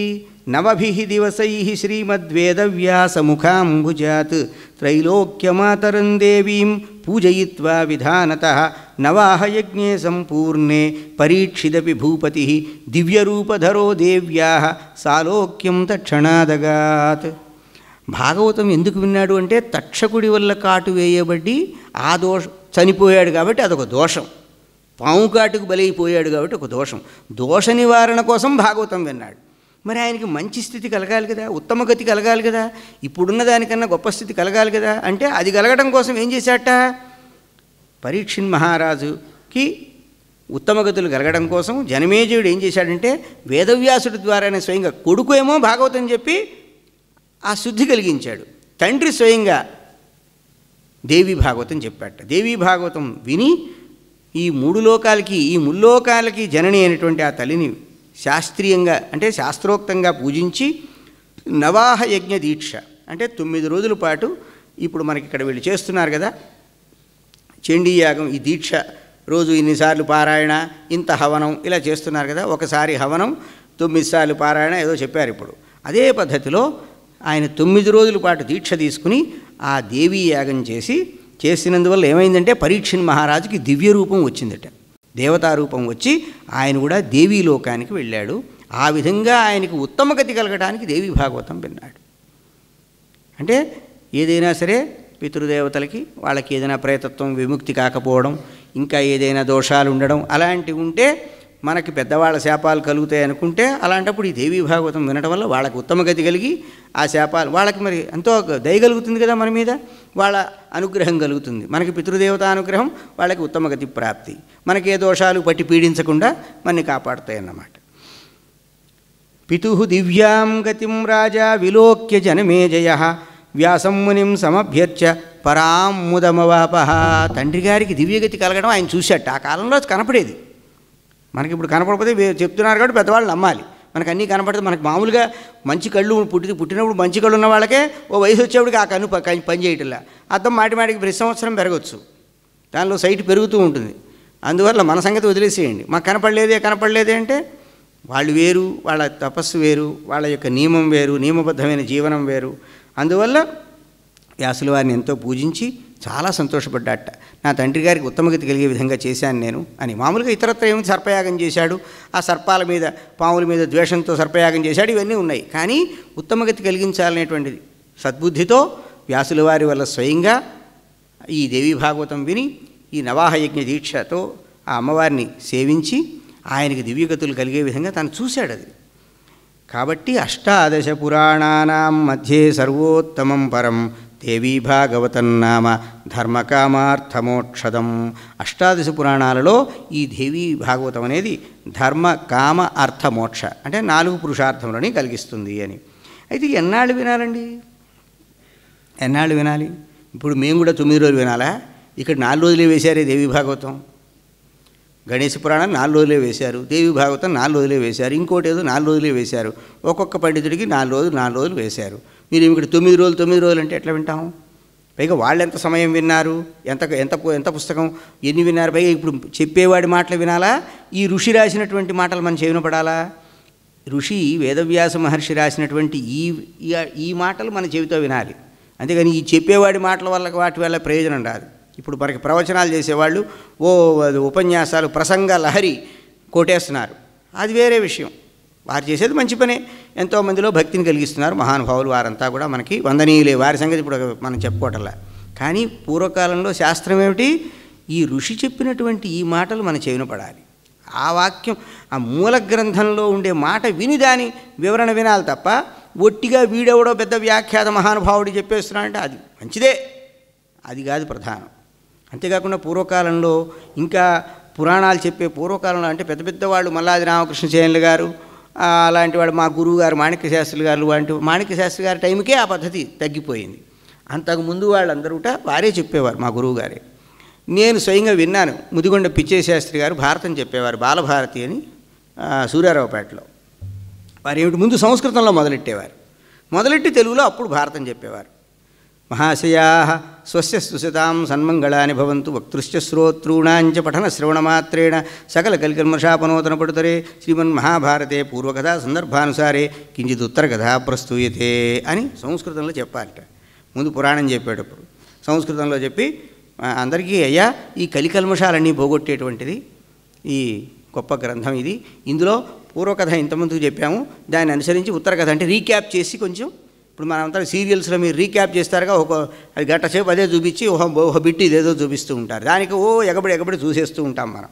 అలా కాకుండా ఆ కథ మర్చిపోయారేమో, నేను ఎప్పుడో విన్నారు, 24 గంటలు అయిపోయి మళ్ళీ వింటున్నారు ఇప్పుడు అని చెప్పి ఇప్పుడు ఉత్తర కథ చెప్తున్నామని చెప్పి పూర్వం అలా సంప్రదాయం ఉండేది. అందువల్ల ఎంతకాలం వినాలి ఇది?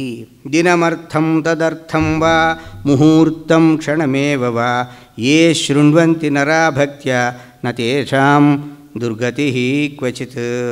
ఒక రోజైనా వినొచ్చు, రోజులో సగం, లేదంటే అందులో సగం.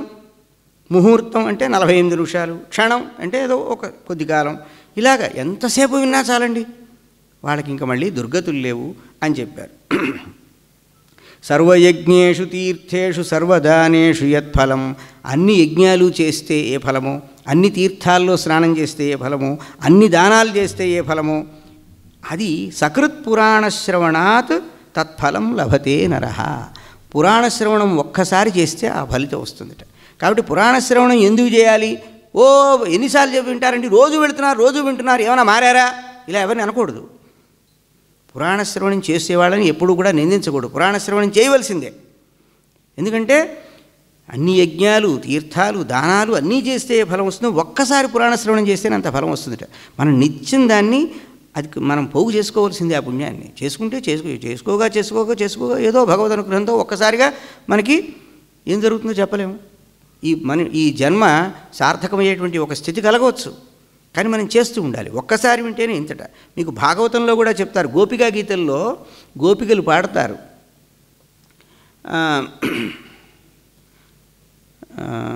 జయతి తేధికం జన్మనా వ్రజః శ్రయత ఇందిరా శశ్వదత్రహి దయిత దృశ్యతాం దిక్షు తావకాత్ త్వయి ధృతాసవః త్వాం విచిన్వతే తవ కథామృతం తప్తజీవనం కవిభిరీడితం కల్మషాపహం శ్రవణమంగళం శ్రీమదాతతం భువి గృణంతి యే భూరిదా జనాః. అయితే భగవత్కథాశ్రవణం చెయ్యాలని ఎప్పుడు అనిపిస్తుంది అంటే భూరిదా జనాః, జనులు ఎప్పుడైతే భూరి దానాలు చేస్తారో, గొప్ప గొప్ప దానాలు చేస్తారో, శాస్త్రీయంగా మన శాస్త్రోక్తంగా ఇప్పుడు మనకి షోడశ మహాదానాలు, ఏదో దశ మహాదానాలు, అవి ఇవి రకరకాల దానాలు ఉన్నాయి. అవి శాస్త్రీయంగా చేయాలి. అంటే శాస్త్రంలో ఎలా చెప్పారో అలా చేయాలి. ఆ విధంగా చేసిన దానాలు చేసినందువల్ల ఏమొస్తుందంటే, మంది పోతోంది కదండి, మన దగ్గర మనం కూడబెట్టుకుని పోతున్నాయి. పోవటం కాదు, మనకి సద్బుద్ధి కలుగుతుంది. ఎవరు చెప్పారు ఆ మాట? భగవద్గీతలో ఏం చెప్పాడండి? భగవంతుడికి అనుగ్రహం కలిగింది అని మనకి ఎలా తెలుస్తుంది అంటే, దదామి బుద్ధియోగంతం ఏనమాముపయాంతితే. భగవద్ అనుగ్రహం, ఈశ్వరానుగ్రహం అంటే దైవానుగ్రహం కలిగింది అనడానికి ఏమిటంటే బుద్ధియోగం కలుగుతుంది, సద్బుద్ధి కలుగుతుంది. అదే యోగం, అదే మనకి ప్రయోజనం అన్నమాట. అందువల్ల ఒక సద్బుద్ధి కలిగి, ఆ బుద్ధి కలిగింది అనుకోండి, కృతార్థుడైపోతాడు. అందువల్ల కృతాదౌ బహవో ధర్మాః కలౌ ధర్మస్తు కేవలం.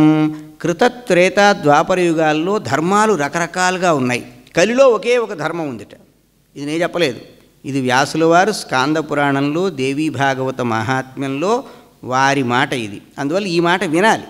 సంస్కృతం పెద్దేమీ అర్థం కాని భాష ఏం కాదు. ఎందుకంటే మనం భారతీయులందరూ మాట్లాడే భాషల్లో సంస్కృతం కలిసిపోయింది. ఒక ఆయన తిక్కన గారని మనకు పెద్ద కవి ఉన్నాడు కదండి తెలుగులో. భారతంలో ఎంత భాగం ఆయన అనువాదం చేశాడు? 15 పర్వాలు అనువాదం చేశాడు. ఆయనకు ఒక విద్యార్థి, ఆయన శిష్యుడు ఆయన ఉన్నాడు, కేతన అని. ఆ కేతన గారు ఒక మాట అన్నాడు, తెలుగై సంస్కృతము చెల్లు తెరగులు అన్నాడు. సంస్కృతం అంట తెలుగైపోయింది. ఇక్కడ కర్ణాటకలో కన్నడం అయిపోయింది, తమిళనాడులో అరవం అయిపోయింది. ఏ ప్రాంతంలో ఆ భాష అయిపోతుంది.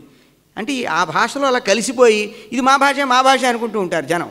ఇప్పుడు మనం ఉన్నాం, మాట్లాడుతున్నాం, అన్నం తిను అన్నాం, అన్నం సంస్కృతం తినే తెలుగు. నిద్రపో అన్నాం, నిద్ర సంస్కృతం పోయే తెలుగు. పుస్తకం చదువు అన్నాం, పుస్తకం సంస్కృతం చదివే తెలుగు. పాఠం చదువు అన్నాం, పాఠం సంస్కృతం చదువు తెలుగు. పుస్తకం తీ అన్నాం, పుస్తకం సంస్కృతం తీయే తెలుగు. సగం తెలుగు సగం సంస్కృతం మాట్లాడుతున్నాం. కర్ణాటక అంతే, వాళ్ళు 60% మాట్లాడతారు, మలయాళంలో 80%, తమిళంలో 40%. నీ శీఘ్రం వా అంటాడు, శీఘ్రం అని సంస్కృతం, వాడి మొహం వాడిది కాదు అది. అన్నీ అంతే. నీ అవసరపడకంటాడు, అవసరం సంస్కృతం. అన్నీ సంస్కృతమే. సగం సంస్కృతం మాట్లాడుతూ ఏదో మాట్లాడుతున్నా అంటాడు, తెలియక. పాపం తెలిసిన వాళ్ళు పాపం ఒప్పుకుంటారు, తెలియని వాళ్ళు ఏదో నేను ఇది మాదే నీదే. ఇప్పుడు తెలుగు వాళ్ళైనా అలాగే అనుకుంటారు. అన్నం అంటే మా మాటే కదండి అని, ఏదో కూడో బొవ్వో మన మాటలు, కానీ అన్నం మన మాట కాదు, సంస్కృతమే. ఇలాగా సంస్కృతం కలిసిపోయింది. ఇంగ్లీష్ కన్నా ఎక్కువ ఇప్పుడు మనం ఏమంటున్నాం, చాలా ఇంగ్లీష్ ఎక్కువ మాట్లాడేస్తున్నాం, మన తెలుగు భాష సంస్కృతం ఎక్కువ మాట్లాడుతున్నాం. ఇంగ్లీష్ అంత ఆక్రమించగలుగుతుందో లేదో మన వల్ల కాదు. సంస్కృతం అలా మొత్తం ఆక్రమించేసింది. ప్రపంచం అంతా అన్ని భాషల్లో ఉంది అని చెప్పి అందరూ చెప్పుకుంటున్నారు. మన భాషల్లో బాగా కనిపిస్తోంది. అందువల్ల అర్థం కాని భాష కాదు. చూడండి, కృతాదౌ బహవో ధర్మాః. కృతాదౌ అంటే కృత మొదలుకొని, కృతత్రేత ద్వాపరాల్లో ఎన్ని ధర్మాలు ఉన్నాయి? బహవో ధర్మాః. ధర్మం అంటే ఆచరించదగినది, కర్తవ్యము, చెయ్యదగిన పని అని.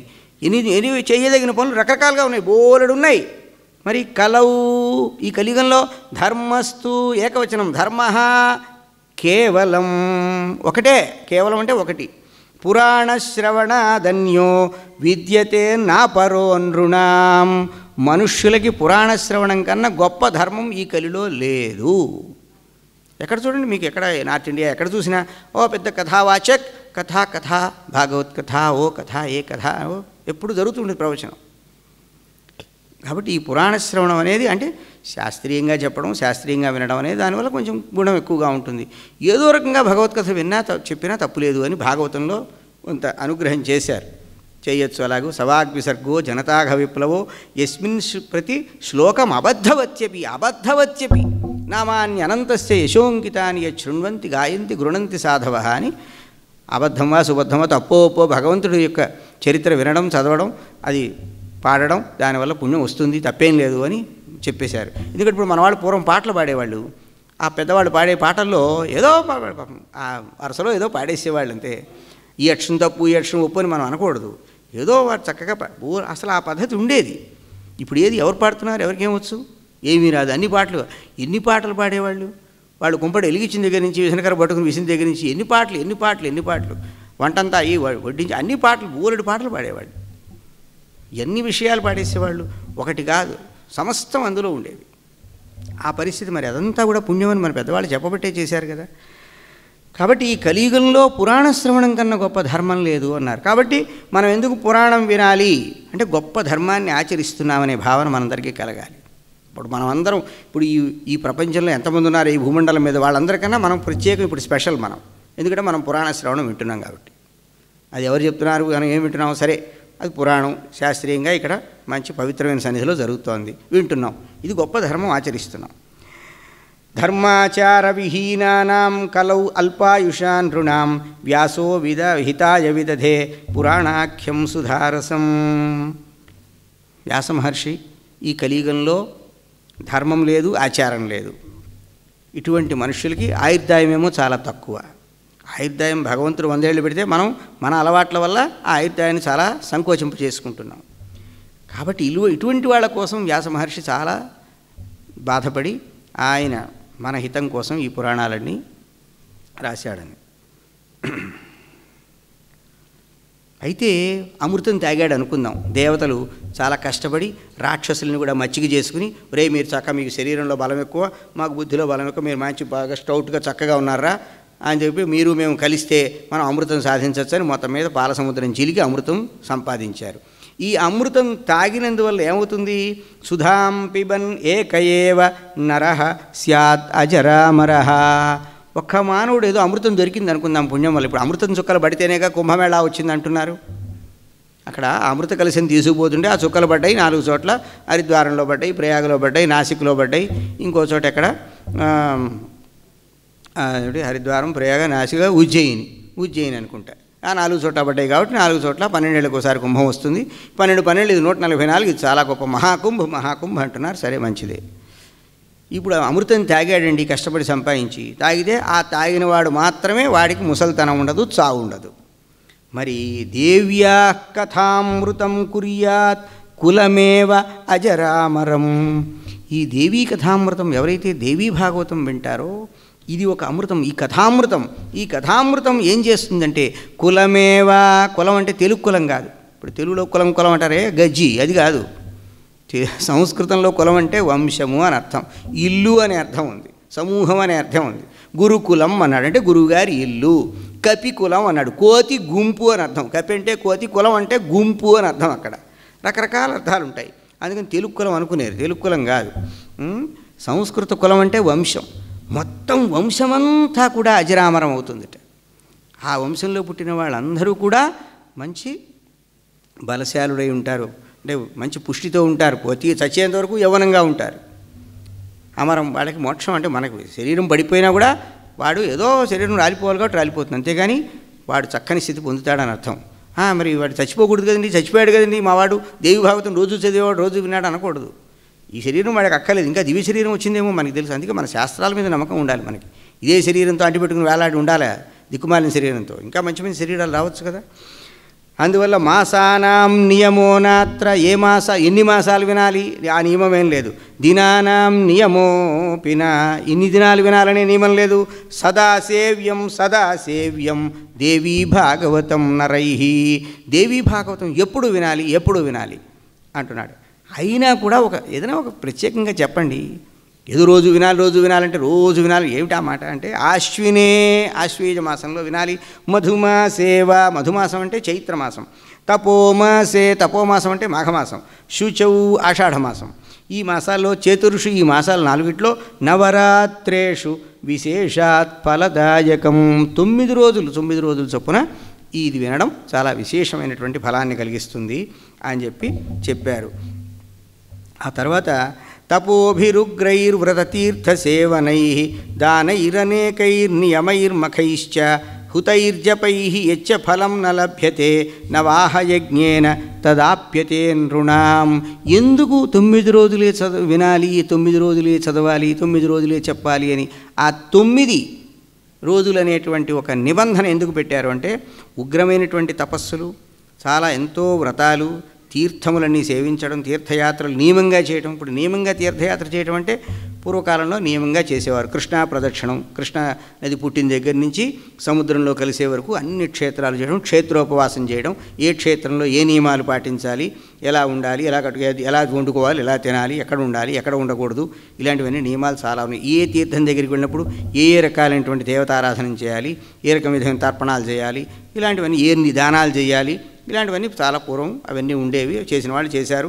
ఇప్పుడు ఎవరు ఏమీ చేయలేరు. ఇప్పుడు అందరూ వెళ్ళి ఏ గుడ్డ కడితే ఆ గుడ్డ అందరూ వెళ్ళి మునిగేసేస్తుండడం, ఆ గుడ్డలని అక్కడ విప్పేయడం, అన్ని పాడు చేసేయడం, జలం అంతా పాడు చేస్తున్నారు, అదంతా ఏదో చేస్తున్నారు. పూర్వం అలా కాదు కదా. చాలా జాగ్రత్తగా స్నాన వస్త్రం విడిగా కట్టుకుని జాగ్రత్తగా ఆ నదిలో దిగేటప్పుడు శుచిగా దిగడం, మనం పవిత్రంగా ఉన్నామనేటువంటి స్థితి మనం తెలుసుకుని జాగ్రత్తగా స్నానానికి వెళ్ళటం. ఆ స్నానం చేసినప్పుడు అక్కడ మళ్ళీ మన శారీరకమైనటువంటి మలమేమి అందులో పడకుండా చూసుకోవడం. పొరపాటున ఏదైనా పడిందేమో అని మళ్ళీ బయటకు వచ్చినప్పుడు ఎన్మయా దూషితంతోయం శారీర మల సంయుతం అని చెప్పి నేను ఏదైనా పాడు చేశానేమో, ఈ నీళ్ళని పాడు చేశానేమో, ఆ దోష పరిహారార్థం అని చెప్పి మళ్ళీ మనం ఏదో తర్పణం చేయడం, ఇలాంటివన్నీ చాలా ఉండేవి. జాగ్రత్తగా అఘమర్షణ సూక్తాలు చెప్పుకుని యదపాంక్రూరం యదమేధ్యం యదశాంతం తదపగచ్చతాత్ అత్యాశనాదతీపానాత్. నేను ఎక్కువ తినేశానేమో, తినకూడదు, ఏదైనా ఎక్కువ పానం చేశానేమో, ఏం చేశానో ఇవన్నీ చెప్పుకొని ఏడ్చి ఈ తప్పులన్నీ చేసితే ఇవన్నీ పోవాలని ఒక శుద్ధి కోసం, అంటే శారీరకమైన శుద్ధి కోసమే కాదు, అంతఃశుద్ధి కోసం కూడా స్నానం చేయమని శాస్త్రం. ఆ విధంగా స్నానం చేసి దానిలో మళ్ళీ నైమిత్తిక స్నానం, ముందు శరీర శుద్ధి కోసం స్నానం, తర్వాత నిత్యకర్మలన్నీ అనుష్ఠానం చేయడం కోసం స్నానం, ఏదైనా పర్వదినం వస్తే పర్వదిన ప్రయుక్తమైనటువంటి సంకల్పం చెప్పుకు స్నానం, ఇట్లాంటివన్నీ నియమం అంతా ఉండేది. అవి ఆ విధంగా తీర్థాల్లో చేయడం అంటే కానీ ఇప్పుడు వెళ్ళిపోయి డుబ్కీ అంటే డుబ్కీ ఇక ఓ మునకేసేస్తే అక్కడి నుంచి ఎవడో పట్టుకు మనం స్నానం చేయగానే ఇంకెవడో పట్టుకు లాగేస్తాడు. అలా అది కాదు. బూరెడు ఉంది, స్నానాంగ దేవపితృ తర్పణం ఉంది, చాలా ఉంది, బూరెడు తతంగం అంతా ఉంది. అక్కడ ప్రత్యేకమైన సంకల్పం, జాగ్రత్తగా ఉండాలి, విధులన్నీ చెయ్యాలి. ఇప్పుడు అంత ఓపిక ఉందా మనకి? తెల్లారేపటికి ఏదో నోటో పడిపోవాలి కదా. ఇన్ని రకాలుగా నాకు షుగర్ అండి, బీపీ అండి, రకరకాలు చెప్తున్నారు కదా. ఇవన్నీ కూడా అవన్నీ పనికిరావు. మరి అవన్నీ చేయకుండా జాగ్రత్తగా చెయ్యాలి, శరీరాన్ని జాగ్రత్తగా సంరక్షించుకుంటూ చెయ్యాలి. మరి ఇలాంటి వాటికి ఈ పరిస్థితుల్లో అంత నియమంగా చేస్తే దానాలు, అనేక దానాలు, ఒక రకమైన దానం అండి, ఒక గోదానమే ఉందనుకోండి, ఆ గోవు ఎలా ఉండాలి, అది ఏదో దేశీయావే కావాలి. ఆ దేశీయావుకి ఎలా చేయాలి? రౌప్య శృంగీం స్వర్ణఖురాం, దానికి వెండి కొమ్ములు, బంగారు గిట్టలు, దానికి ఒక వస్త్రం, దానికి మళ్ళీ పాలు పితికే పాత్ర, దానికి సంవత్సర గ్రాసం ఇచ్చి ఎటువంటి వాడికి ఇవ్వాలి? వాడు ఆవును మేపుకోవాలి, వాడు వేదశాస్త్రవేత్త అయి ఉండాలి, నియమంగా రోజు వైశ్వదేవం చేసేవాడై ఉండాలి, అవన్నీ చేసేవాడై ఉండాలి. గడప దాటి రోడ్డు మీదకి వచ్చి ఎవడు పడితే వాడు ఏదిస్తే అది చేయి పట్టేవాడు కాకూడదు. ఎన్ని ఉన్నాయండి అవన్నీ, అట్లాంటివన్నీ దొరుకుతాయా ఇప్పుడు? అవన్నీ మనం పూర్వకాలంలో చెప్పుకున్నవి, కానీ ఇప్పుడు చూసాం, కానీ అట్లాంటి వాళ్ళని ఇప్పుడు ఎక్కడ చూస్తాం? అందువల్ల చాలా నియమాలు, ఎన్నో జపాలు, రకరకాల జపాలు. ఆ జపాలు కూడా ఒక పరంపరగా, గురు పరంపరా ప్రాప్తంగా ఉండాలి, సంప్రదాయం ఉండాలి. సంప్రదాయం లేకుండా ఎవడు పడితే వాడు యూట్యూబ్లో చెప్పేస్తే ఏ మంత్రం పడితే ఆ మంత్రం ప్రతివాడు చదివేస్తూ ఉంటే దానివల్ల ఏమొస్తుంది? ఏమేమి రాకూడదు అవన్నీ వస్తాయి. అటువంటి జపాలు చేస్తే ఫలితం ఏమొస్తుందో అంతే నియమంగా చేస్తే.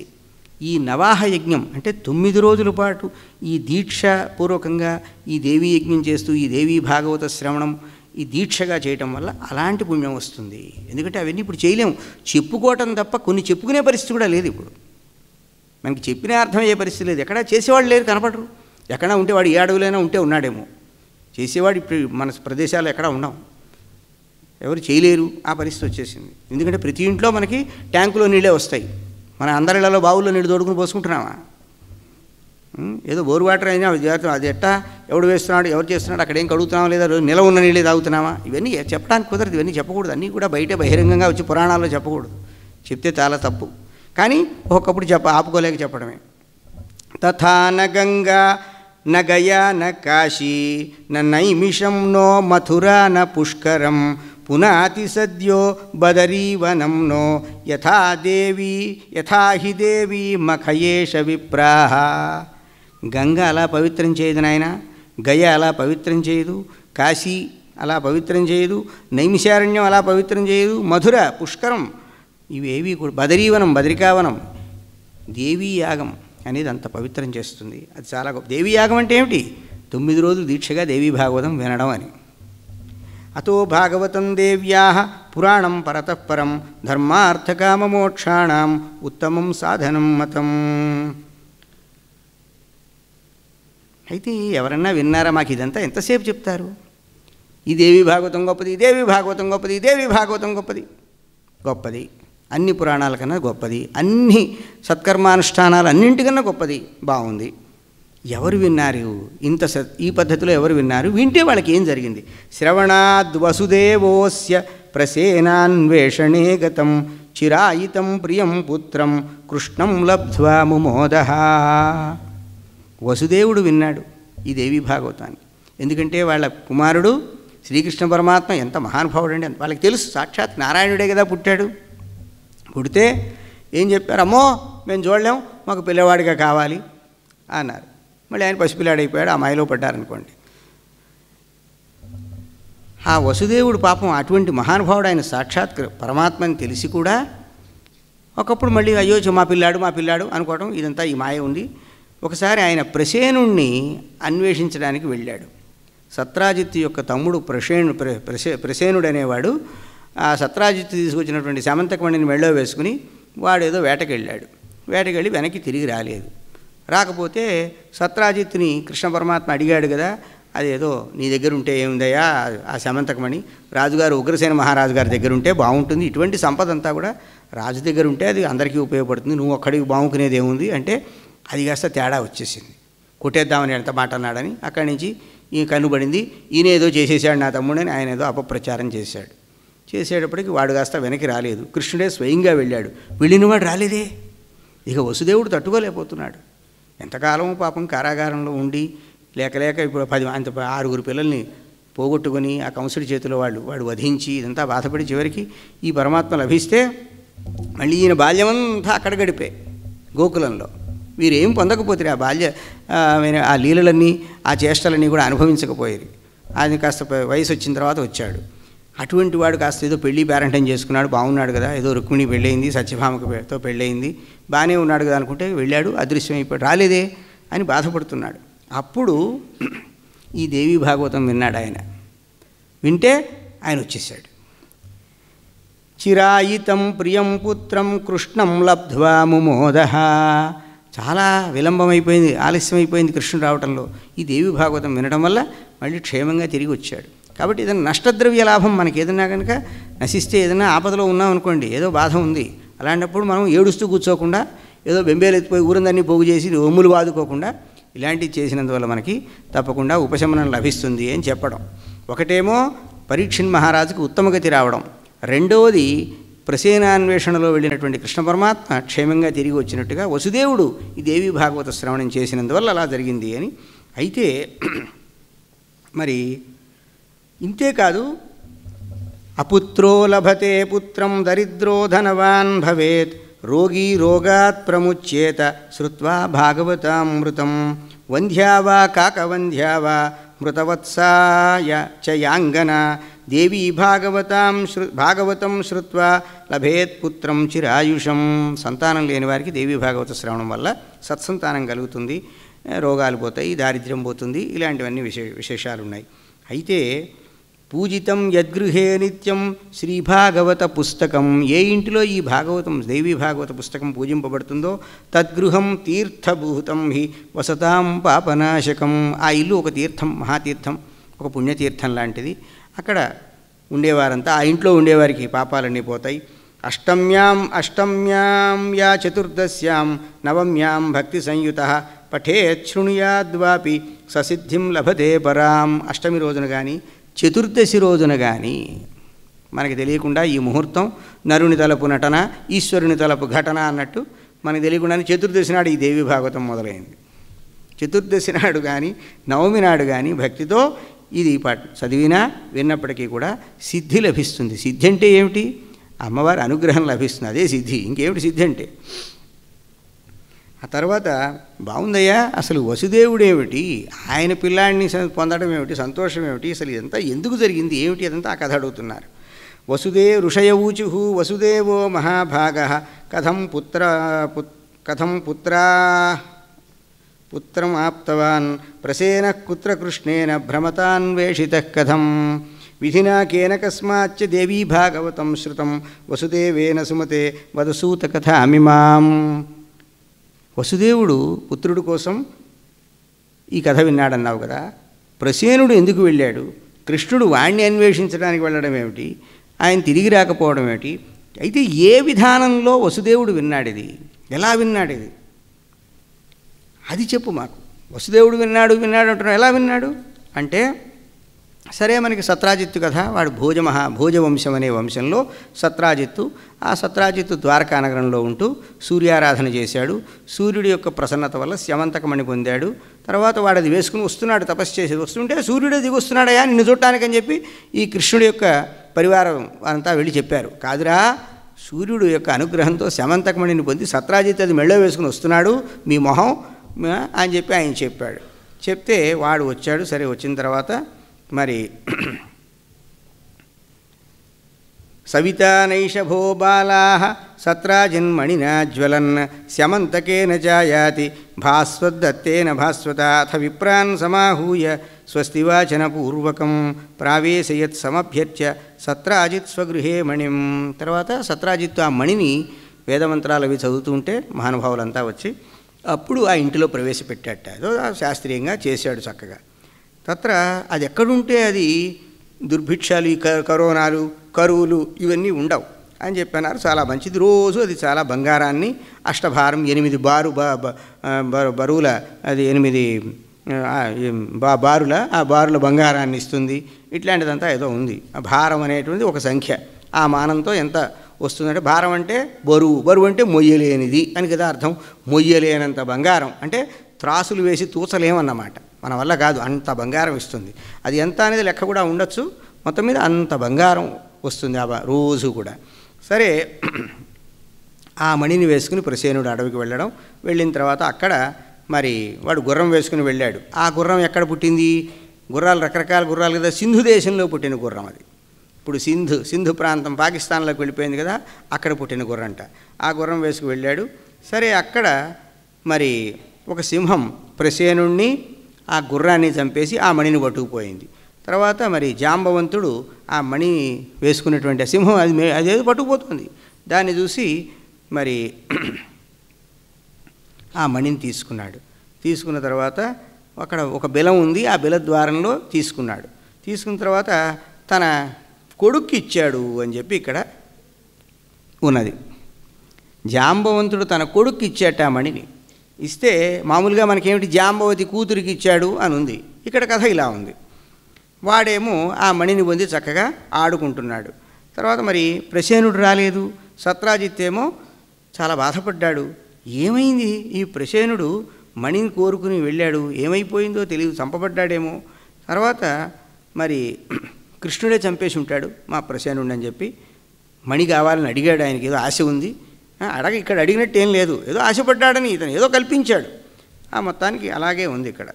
సరే, పాపం చెడ్డ పేరు వచ్చిందని కృష్ణుడు ఆ చెడ్డ పేరుని పోగొట్టుకోవడం కోసం మరి వెళ్ళాడు. అడవికి వెళ్ళి అడవిలో ఆ గుర్తులన్నీ చూసి అక్కడికి వెళ్ళాడు. ఇదంతా జరిగింది. ఇదంతా మనకి తెలుసు. అది తెలిస్తే రాకపోయినప్పుడు ఏం చేశాడు పాపం. ఇంతలో నారదుల వారు వసుదేవుడి దగ్గరికి వచ్చాడు. పుత్రో మే అతిప్రియ కృష్ణ ప్రసేనాన్వేషణాయతు పౌరైः సాకం వనం గత్వా నిహతం తంతదైక్షత ప్రసేనఘాతకం దృష్ట్వా బిలద్వారే మృతం హరిం ద్వారిపౌరానధిష్ఠాయ బిలాంతర్గతవాన్ స్వయం బహవో దివసాయాత నాయాత్యద్యాపి మే సుతః. ఎన్నాళ్ళయింది స్వామి? నారదుల వారు ఒకరోజు చూడటానికి వస్తే, స్వామి నా కుమారుడు ఎంతకాలం అయింది, తిరిగి రావడం లేదు. అతశోచామి తద్బ్రూహి ఏనలప్స్యేసు తమ్మునే. కుమారుడి కోసం చాలా పరితపిస్తున్నాను.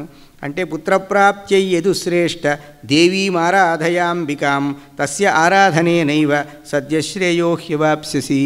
నీ కుమారుడు నీకు లభించాలంటే ఒకటే మార్గం, నువ్వు దేవీ ఆరాధన చెయ్యి, తప్పకుండా వెంటనే నీ కుమారుడు నీకు లభిస్తాడు అన్నాడు. భగవన్ కాహిసా దేవి. దేవి దేవి అంటున్నావు, ఎవరా దేవి? కిం ప్రభావా మహేశ్వరి. ఆవిడ యొక్క ప్రభావం ఏమిటి? కథమారాధనం తస్యాహ. ఆమె ఆరాధన ఎలా చేయాలి? దేవర్షే కృపయా వద వసుదేవ మహాభాగ శృణు సంక్షేపతో మమ. క్లుప్తంగా చెప్తానయ్యా వసుదేవ, వినమన్నాడు నారదుల వారు. దేవ్యా మాహాత్మ్యమతులం కో వక్తుం విస్తరాక్షమః. ఎవరు చెప్పగలరయ్యా ఆ అమ్మవారి యొక్క మహాత్మ్యం చెప్పడం? ఎవడికి సాధ్యం? యాసా భగవతీ నిత్యా సచ్చిదానందరూపిణి పరాత్పరతరా దేవి యయా వ్యాప్తమిదం జగత్.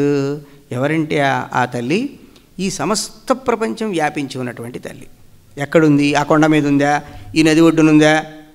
సర్వం ఆవిడే, సర్వత్రా వ్యాపించి ఉన్నటువంటి తల్లి. ఎందుకంటే మనకి సచ్చిదానంద రూపిణి పరాత్పరతర అంటే ఏమిటో అర్థం అవ్వదు. ఆమె సత్తు, ఆమె చిత్తు, ఆమె ఆనందం అంటే ఏదో వేదాంతం వినేవాళ్ళకి తెలుస్తుంది. మామూలుగా కథ వినేవాళ్ళకి, రోజు వేదాంతం వినేవాళ్ళకి అర్థమైనట్టు ఇదంతా అర్థం అవ్వాల్సిన అవసరం లేదు. కానీ సర్వవ్యాపకమైనటువంటి తత్వం, ఇందుగలడు అందులేడని సందేహము వలదు అంటామే, సర్వత్ర వ్యాపించి ఉన్నటువంటి మహాతల్లి. యదారాధనతో బ్రహ్మ సృజతీదం చరాచరం యాం చ స్తుత్వా వినిర్ముక్తో మధుకైటభజాద్భయాత్. ఆమెని ఆరాధించడం వల్ల బ్రహ్మదేవుడు ఈ సృష్టి అంతా చేశాడు. ఎంతలా సృష్టిలో చూడండి, ఇందులో ఎంత ఉంది ఈ సృష్టిలో? మనకి తెలిసిందెంత, మనకి తెలియందెంత? పాదోస్య విశ్వాభూతాని త్రిపాదస్య అమృతం దివి. మనకి తెలిసిన మొత్తం ప్రపంచం ఒక పావలా వంతే, మిగతాది 3 వంతుల అవతలు ఉందిట మనకి తెలియని ప్రపంచం. పురుష సూక్తంలో చెప్తున్నారన్నమాట. పాదోస్య విశ్వాభూతాని, ఈ సమస్త భూతములు, ఈ సమస్తమైనటువంటి ప్రపంచం అంతా ఒక పాదం మాత్రమే. 3 వంతుల అవతల ఉంది. ఎక్కడుందో మనకి ఏం తెలియదు. మన ఈ కళతో మనం చూసే పని లేదు. నేను ఆ ఖండం వెళ్ళానండి, ఈ ఖండం వెళ్ళానండి, అన్ని 7 ఖండాలు తిరిగాను, అన్ని దేశాలు తిరిగావు నిజమే. దీనికన్నా ఇంకా బోలెడుంది నువ్వు తిరగంది, నీకు తెలియంది, నీ వల్ల కాంది. ఇప్పుడు మా వాడు ఎవడో చంద్రయాన్ వెళ్ళాడు, ఇంకో గగన్యాన్, మంగళ్యాన్, ఆ యాన్, ఈ యాన్ వెళుతున్నాడు, అన్ని యానాలు. ఇవన్నీ దాటి ఇంకా 3 వంతుల అవతల ఉంది. ఈ అంటార్కిటికా వెళ్ళాడు, అక్కడికి వెళ్ళాడు. ఎవడికి ఎక్కడికి వెళ్ళాడని తెలిసి, ఎక్కడికి ఇది తెలుసుకుని అది తెలుసుకున్నా అన్నా సరే దీనికి ఆవాలంత ఉందన్నమాట. ఆ మొత్తం వ్యాపించినటువంటి శక్తి ఆ బ్రహ్మదేవుడు. అంటే ఈ సృష్టి అంతా చేసినవాడు ఆమెను ఆరాధించడం వల్ల వాడికి సృష్టి చేసే శక్తి వచ్చింది ఆయనకి. యాం చేస్తుత్వా వినిర్ముక్తో మధుకైటభజాద్భయాత్. ఒకసారి శ్రీమన్నారాయణమూర్తి నిద్రపోతున్నాడు. ఆయన కర్ణమలం అంటే చెవిలో ఉండేటువంటి పదార్థం, దానిలో నుంచి పుట్టారు మధుకైటభుడు అనేటువంటి రాక్షసులు. వాళ్ళు బయటకు వచ్చాడు, భయపడిపోయాడు. ఈయనేమో విష్ణుమూర్తి యొక్క నాభికమలంలో బ్రహ్మదేవుడు ఉన్నాడు. దాంతో భయపడిపోతే ఆ భయం ఎలా పోయింది? ఆమెను స్తోత్రం చేశాడు కాబట్టి పోయింది. దుర్గా సప్తశతిలో మొట్టమొదట ఈ వృత్తాంతం వస్తుంది కదా. విష్ణు యత్కృపయా విశ్వం బిభర్తి భగవానికం రుద్రః సంహరతే యస్యాః కృపాపాంగ నిరీక్షణాత్. విష్ణుమూర్తికి ఆ శక్తి ఎలా వచ్చింది? ఈ మొత్తం ఈ ప్రపంచాన్ని కాపాడే శక్తి అంటే ఆ తల్లిని స్తుతి చేసినందువల్ల. అలాగే శివుడు ప్రళయకాలంలో దీన్నంతా నశింపజేస్తాడు. ఆమె యొక్క కరుణతో ఆమె చూసినటువంటి ఆ క్రీగంటి చూపు వల్ల ఆయనకు ఆ శక్తి వచ్చింది. ఈ సృష్టి స్థితి లయములు చేసేటువంటి బ్రహ్మ విష్ణు మహేశ్వరులకు ఆయా శక్తి ఆ తల్లి యొక్క కృప వల్ల వచ్చింది.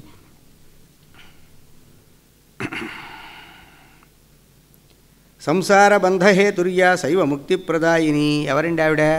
మనకి ఈ సంసార బంధం ఎక్కడి నుంచి వచ్చిందంటే ఆవిడ వల్లే వచ్చింది. ఈ అజ్ఞానంలో మనం పడింది ఆవిడ అనుగ్రహం లేకపోవడం వచ్చింది. సంసారం అంటే ఏమిటండి? మనకి సంసారం అనే మాటకి అనే రకరకాల అర్థాలు చెప్పుకుంటాం.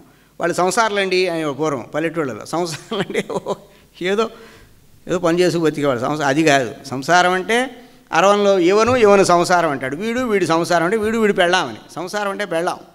హిందీలో ఈ సంసారమే అంటాడు, అంటే ఈ ప్రపంచంలో అని. మన తెలుగులో సంసారం అంటే ఏదో కాపురం, కుటుంబం, ఇట్లా అయితే మరి అసలు శాస్త్రంలో సంసారం అంటే ఏమిటి? జన్మ మరణ ప్రవాహం. పుట్టుక, చావు, మళ్ళీ పుట్టుక, మళ్ళీ చావు. చచ్చిన ప్రతివాడు, పుట్టిన ప్రతివాడు చస్తాడని అందరికీ తెలుసు. చచ్చిన ప్రతివాడు పుట్టడా అంటే అన్ని మతాల వాళ్ళు పుడతాడంటున్నారు. కానీ ఓ మతం వాడు పుట్టడయా అంటున్నారు. వాడు దేవునిలో నిద్రించును అంటాడు, దేవునిలో నిద్రపోతాడట. ఇంకోడు పరలోకమునకు వెళ్ళును, శేతాను పీకును అంటాడు వాడు. ఇంకోడు మళ్ళీ పుడతాడు, పునరపి జననం పునరపి మరణం పునరపి జనని జఠరే శయనం, మళ్ళీ పుడతాడు, మళ్ళీ చస్తాడు, మళ్ళీ గర్భవాసం అంటాడు. సైన్స్ ఏం చెప్తోంది? చచ్చిన ప్రతివాడు పుడతాడని సైన్స్ చెప్తోంది. ఇంకేమి ఇప్పుడు ఈ మతాల వాళ్ళు ఇది ఒప్పుకుంటా అంటానికి వీల్లేదు. ఎందుకంటే మరి సైన్స్ని ప్రతివాడు ఒప్పుకుంటాడుగా, ఒప్పుకోకపోతే కుదరదు కదా. వాళ్ళు కూడా సైన్సే చదువుకుంటున్నారుగా. విశ్వాసము ఉంచవలను అనే వాళ్ళందరికీ మరి సైన్సే, వారందరూ చదివే సైన్సే. అందువల్ల ఈ సంసారం అంటే జన్మమరణ ప్రవాహం. ఎన్ని జన్మలు ఎత్తాం, ఎన్నిసార్లు పోయాం, ఎన్ని యోనుల్లో పుట్టాం, ఇదే వచ్చిందా? ఇదివరకు మనం మనిషి అని పుట్టామా? అక్కడి నుంచి ఇక్కడికి వచ్చాం. ఇప్పుడు ఇక్కడికి మళ్ళీ ఎక్కడికి పోతామో తెలియదు. కపూయ చరణా కపూయాం యోని మాపద్యంతే శ్వయోనింబా సూకరయోనింబా చండాలయోనింబా అంటాడు. రమణీయ చరణా రమణీయాం యోని మాపద్యేరన్ బ్రాహ్మణయోనింబా క్షత్రియయోనింబా అంటాడు. రమణీయమైనటువంటి ఆచరణ. రమణీయం అంటే ఏమిటి? అందరూ కూడా హర్షించే విధంగా ఉండాలి ఆచరణ. అలాంటి వాడు ఉత్తమ జన్మను పొందుతాడు అని చెప్తోంది ఉపనిషత్తు. మరి కపూయ చరణా అంటే నీచమైనటువంటి ఆచరణ చేసేవాడు ఏమవుతాడు? శ్వయోనింవా కుక్కగా పుడతాడు, సూకరయోనింవా పందిగా పుడతాడు. ఇలా ఏవేవో భయంకరమైనటువంటివని చెప్పారు. కాబట్టి ఎన్ని జన్మలు ఎత్తాము, ఇప్పటికి వచ్చింది ఈ జన్మ. ఏదో కాస్త బుద్ధి ఉంది, బుద్ధి కూడా కొంత ఉన్నది, బుద్ధిజీవులంగా ఉన్నాం కదా. అందువల్ల ఈ సంసార బంధానికి ఎవరు కారణం? అజ్ఞానం కారణం. ఈ అజ్ఞానం అంటే ఎవరు?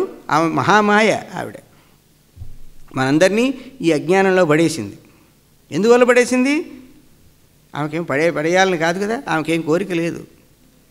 మనకి ఎప్పుడైతే ఆ తల్లి మీద భక్తి లేదో అప్పుడు వచ్చి ఇందులో పడిపోయాం. ఆమె మనని మళ్ళీ ఇందు నుంచి బయటపడేయాలి. ముక్తిప్రదాయిని, శైవ ముక్తిప్రదాయిని. ఈ బంధం ఆమె వల్లే వచ్చింది. ఆమె మనకి మోక్షాన్ని కూడా ప్రసాదించాలి. సంసార బంధహేతుర్యా శైవముక్తి ప్రదాయిని. ఎవరావిడ? సా విద్య. ఆమె జ్ఞానస్వరూపిణి. పరమాదేవి శైవ సర్వేశ్వరేశ్వరి. ఆమె గొప్ప జ్ఞానస్వరూపిణి. సమస్తానికి ఆమె నియామకురాలన్నమాట. నవరాత్ర విధానేన సంపూజ్య జగదంబికాం నవాహోభి పురాణంచ దేవ్యా భాగవతం శృణు. నవరాత్ర విధానంతో అమ్మవారిని పూజించి 10 పగళ్ళు రాత్రిపూట పూజ, అంటే రాత్రి పగలు కూడా చేస్తాం, ప్రధానంగా రాత్రి పూజ విశేషం అని చెప్తారు. అందువల్ల ఈ 10 రోజులు పగలు పురాణం దేవీ భాగవతం వినాలి. యస్యా శ్రవణమాత్రేణ సద్య పుత్రమవాప్సిసి. నువ్వు ఈ పురాణం వినడం పూర్తయ్యేప్పటికీ నీ కుమారుడు వచ్చేస్తాడు. భుక్తిముక్తిర్నదూరస్థ పఠతాం శృణ్వతాం నృణాం ఇత్యుక్తో నారదే నాసౌ వసుదేవ ప్రణమ్యతం ఉవాచ పరయా ప్రీత్యా నారదం మునిసత్తమం. చాలా సంతోషపడ్డాడు. అయితే ఇది మనం చేయొచ్చు, కొంతమంది స్వయంగా చేయొచ్చు, కొంతమంది మనం ఇప్పుడు గుళ్ళోకి వెళ్ళాము, అక్కడ అర్చకుడు అమ్మవారికో శివుడికో మరి లేకపోతే వెంకటేశ్వర స్వామికో ఆయన ఏదో పూజ చేసి ఆయన హారతి ఇచ్చి మనకి ఇచ్చాడు. మేమే వెళ్ళి లోపలికి వెళ్ళి హారతి ఇచ్చుకుంటామండి అంటే మనకేం పుణ్యం రాదు. లేనిపోయింది పాపం వస్తుంది, లేనిపోయి అక్కర్లేనివన్నీ అంటుకుంటాయి, దరిద్రాలన్నీ అంటుకుంటాయి. ఏదో అష్టదరిద్రాలు అన్ని దరిద్రాలు అంటుకుంటాయి. మనం కనుక పోయి గర్భాలయంలో వారు పూజ చేస్తున్నారుగా మేము చేస్తాం. ఎవరేం చేయాలో ఆ పని చేయాలి. కలెక్టర్ సంతకం పెట్టాల్సింది కలెక్టర్ పెట్టాలంటే కలెక్టర్ ఆఫీసులో ప్యూన్ పెడితే రేపు ఏదైనా తేడా వచ్చిందనుకోండి, ఎక్కడికైనా పంపించారనుకోండి టెస్ట్ చేసి, ఇది వాడి సంతకం కాదంటే ఇది ఫోర్జరీ అంటే కొంపలు అంటుకుపోవు. అందువల్ల ఎవరేం చేయాలని చేయాలి, అంతేగాని అందరూ సమానమే. ఎవరిని కోసినా ఎర్రగానే వస్తుంది రక్తం, కానీ రక్తంలో తేడాలు ఉంటాయిగా. ఇదే ఓ పాజిటివ్, ఏ పాజిటివ్, అది బి, ఏదో బి, రకరకాలు ఉంటాయి. అట్లాగే మనం చేయవలసింది ఎవరేం చేయాలి. అయితే ఇప్పుడు వసుదేవుడు చేశాడా స్వయంగా? ఎవరు చేశారు ఇది? వసుదేవుడు చేశాడా, ఎవరి చేత చేయించాడు, అది కూడా ఉంది ఇక్కడ. అంటే మనం ప్రతి వాళ్ళం కూడా ఎలాంటి మన మీద పక్షపాతం చూపారనే భావం ఉండకూడదు. పక్షపాతం ఏమీ లేదు. ప్రతి మానవుడు తరించాలనే ఈ పుస్తకాలన్నీ బయలుదేరినాయి. ఎవరి పట్ల ఏ రకమైనటువంటి వివక్ష చూపల, కానీ చేసే విధానం ఎలా చేయాలని తెలుసుకుని మనం చేయొచ్చా, మన కోసం చేయించుకోవాలా అనేది ఆ విషయంలో కొంచెం పద్ధతిగా ఆలోచించి చేసుకోవడమే తప్ప భగవంతుడికి అందరి మీద ఒకే రకమైన కరుణ ఉంటుంది. మనం చేసుకుంటే మన మీద ఎంత అనుగ్రహం కలుగుతుందో భగవంతుడికి మనం చేయిస్తే కూడా అలాగే అనుగ్రహం కలుగుతుంది. అక్కడ మాత్రం మనం ఎప్పుడు కూడా పొరపాటు పడనక్కర్లేదు. ఏం చేశాడు ఆయన? తదాహం గర్గమాహూయ మునిం నత్వాభిపూజ్య చ నివేద్య దేవకీ దుఃఖం అవోచం పుత్రకామ్యయా భగవన్ కరుణా సింధో యాదవానాం గురుర్భవాన్ ఆయుష్మత్ పుత్ర సంప్రాప్తి సాధనం వద మే మునే. అప్పుడు నారదుడితో ఈయన అన్నాడు, నిజమేనయ్యా, నేనేం చేశానంటే ఒకసారి కారాగారంలో ఉన్నప్పుడు మా బావమరిది కంసుడు వచ్చి 6 పిల్లల్ని చంపేస్తే గర్గుల వారిని పిలిపించి నేను ఆయన్ని పూజించి ఈ దేవకి పడే దుఃఖం అంతా చెప్పి, నాయన మాకు ఆయుర్దాయం ఉన్న పుత్రుడు పుట్టేటట్టుగా ఏదైనా చెయ్యి అంటే ఆయన దేవి భాగవతం చేశాడు. ఇలాగా మా కోసం చేసేటప్పటికి మా అబ్బాయి బతికాడు, హాయిగా ఉన్నాడు, మేము ఇప్పుడు బావసుకు. ఇదివరకు నాకు తెలుసు అసలు ఇది ఇలా జరిగింది మాకు, నువ్వు మళ్ళీ ఇప్పుడేదే చెప్పావు మా అబ్బాయి రావడానికి అని చెప్పి. అయితే మరి యజ్ఞస్తి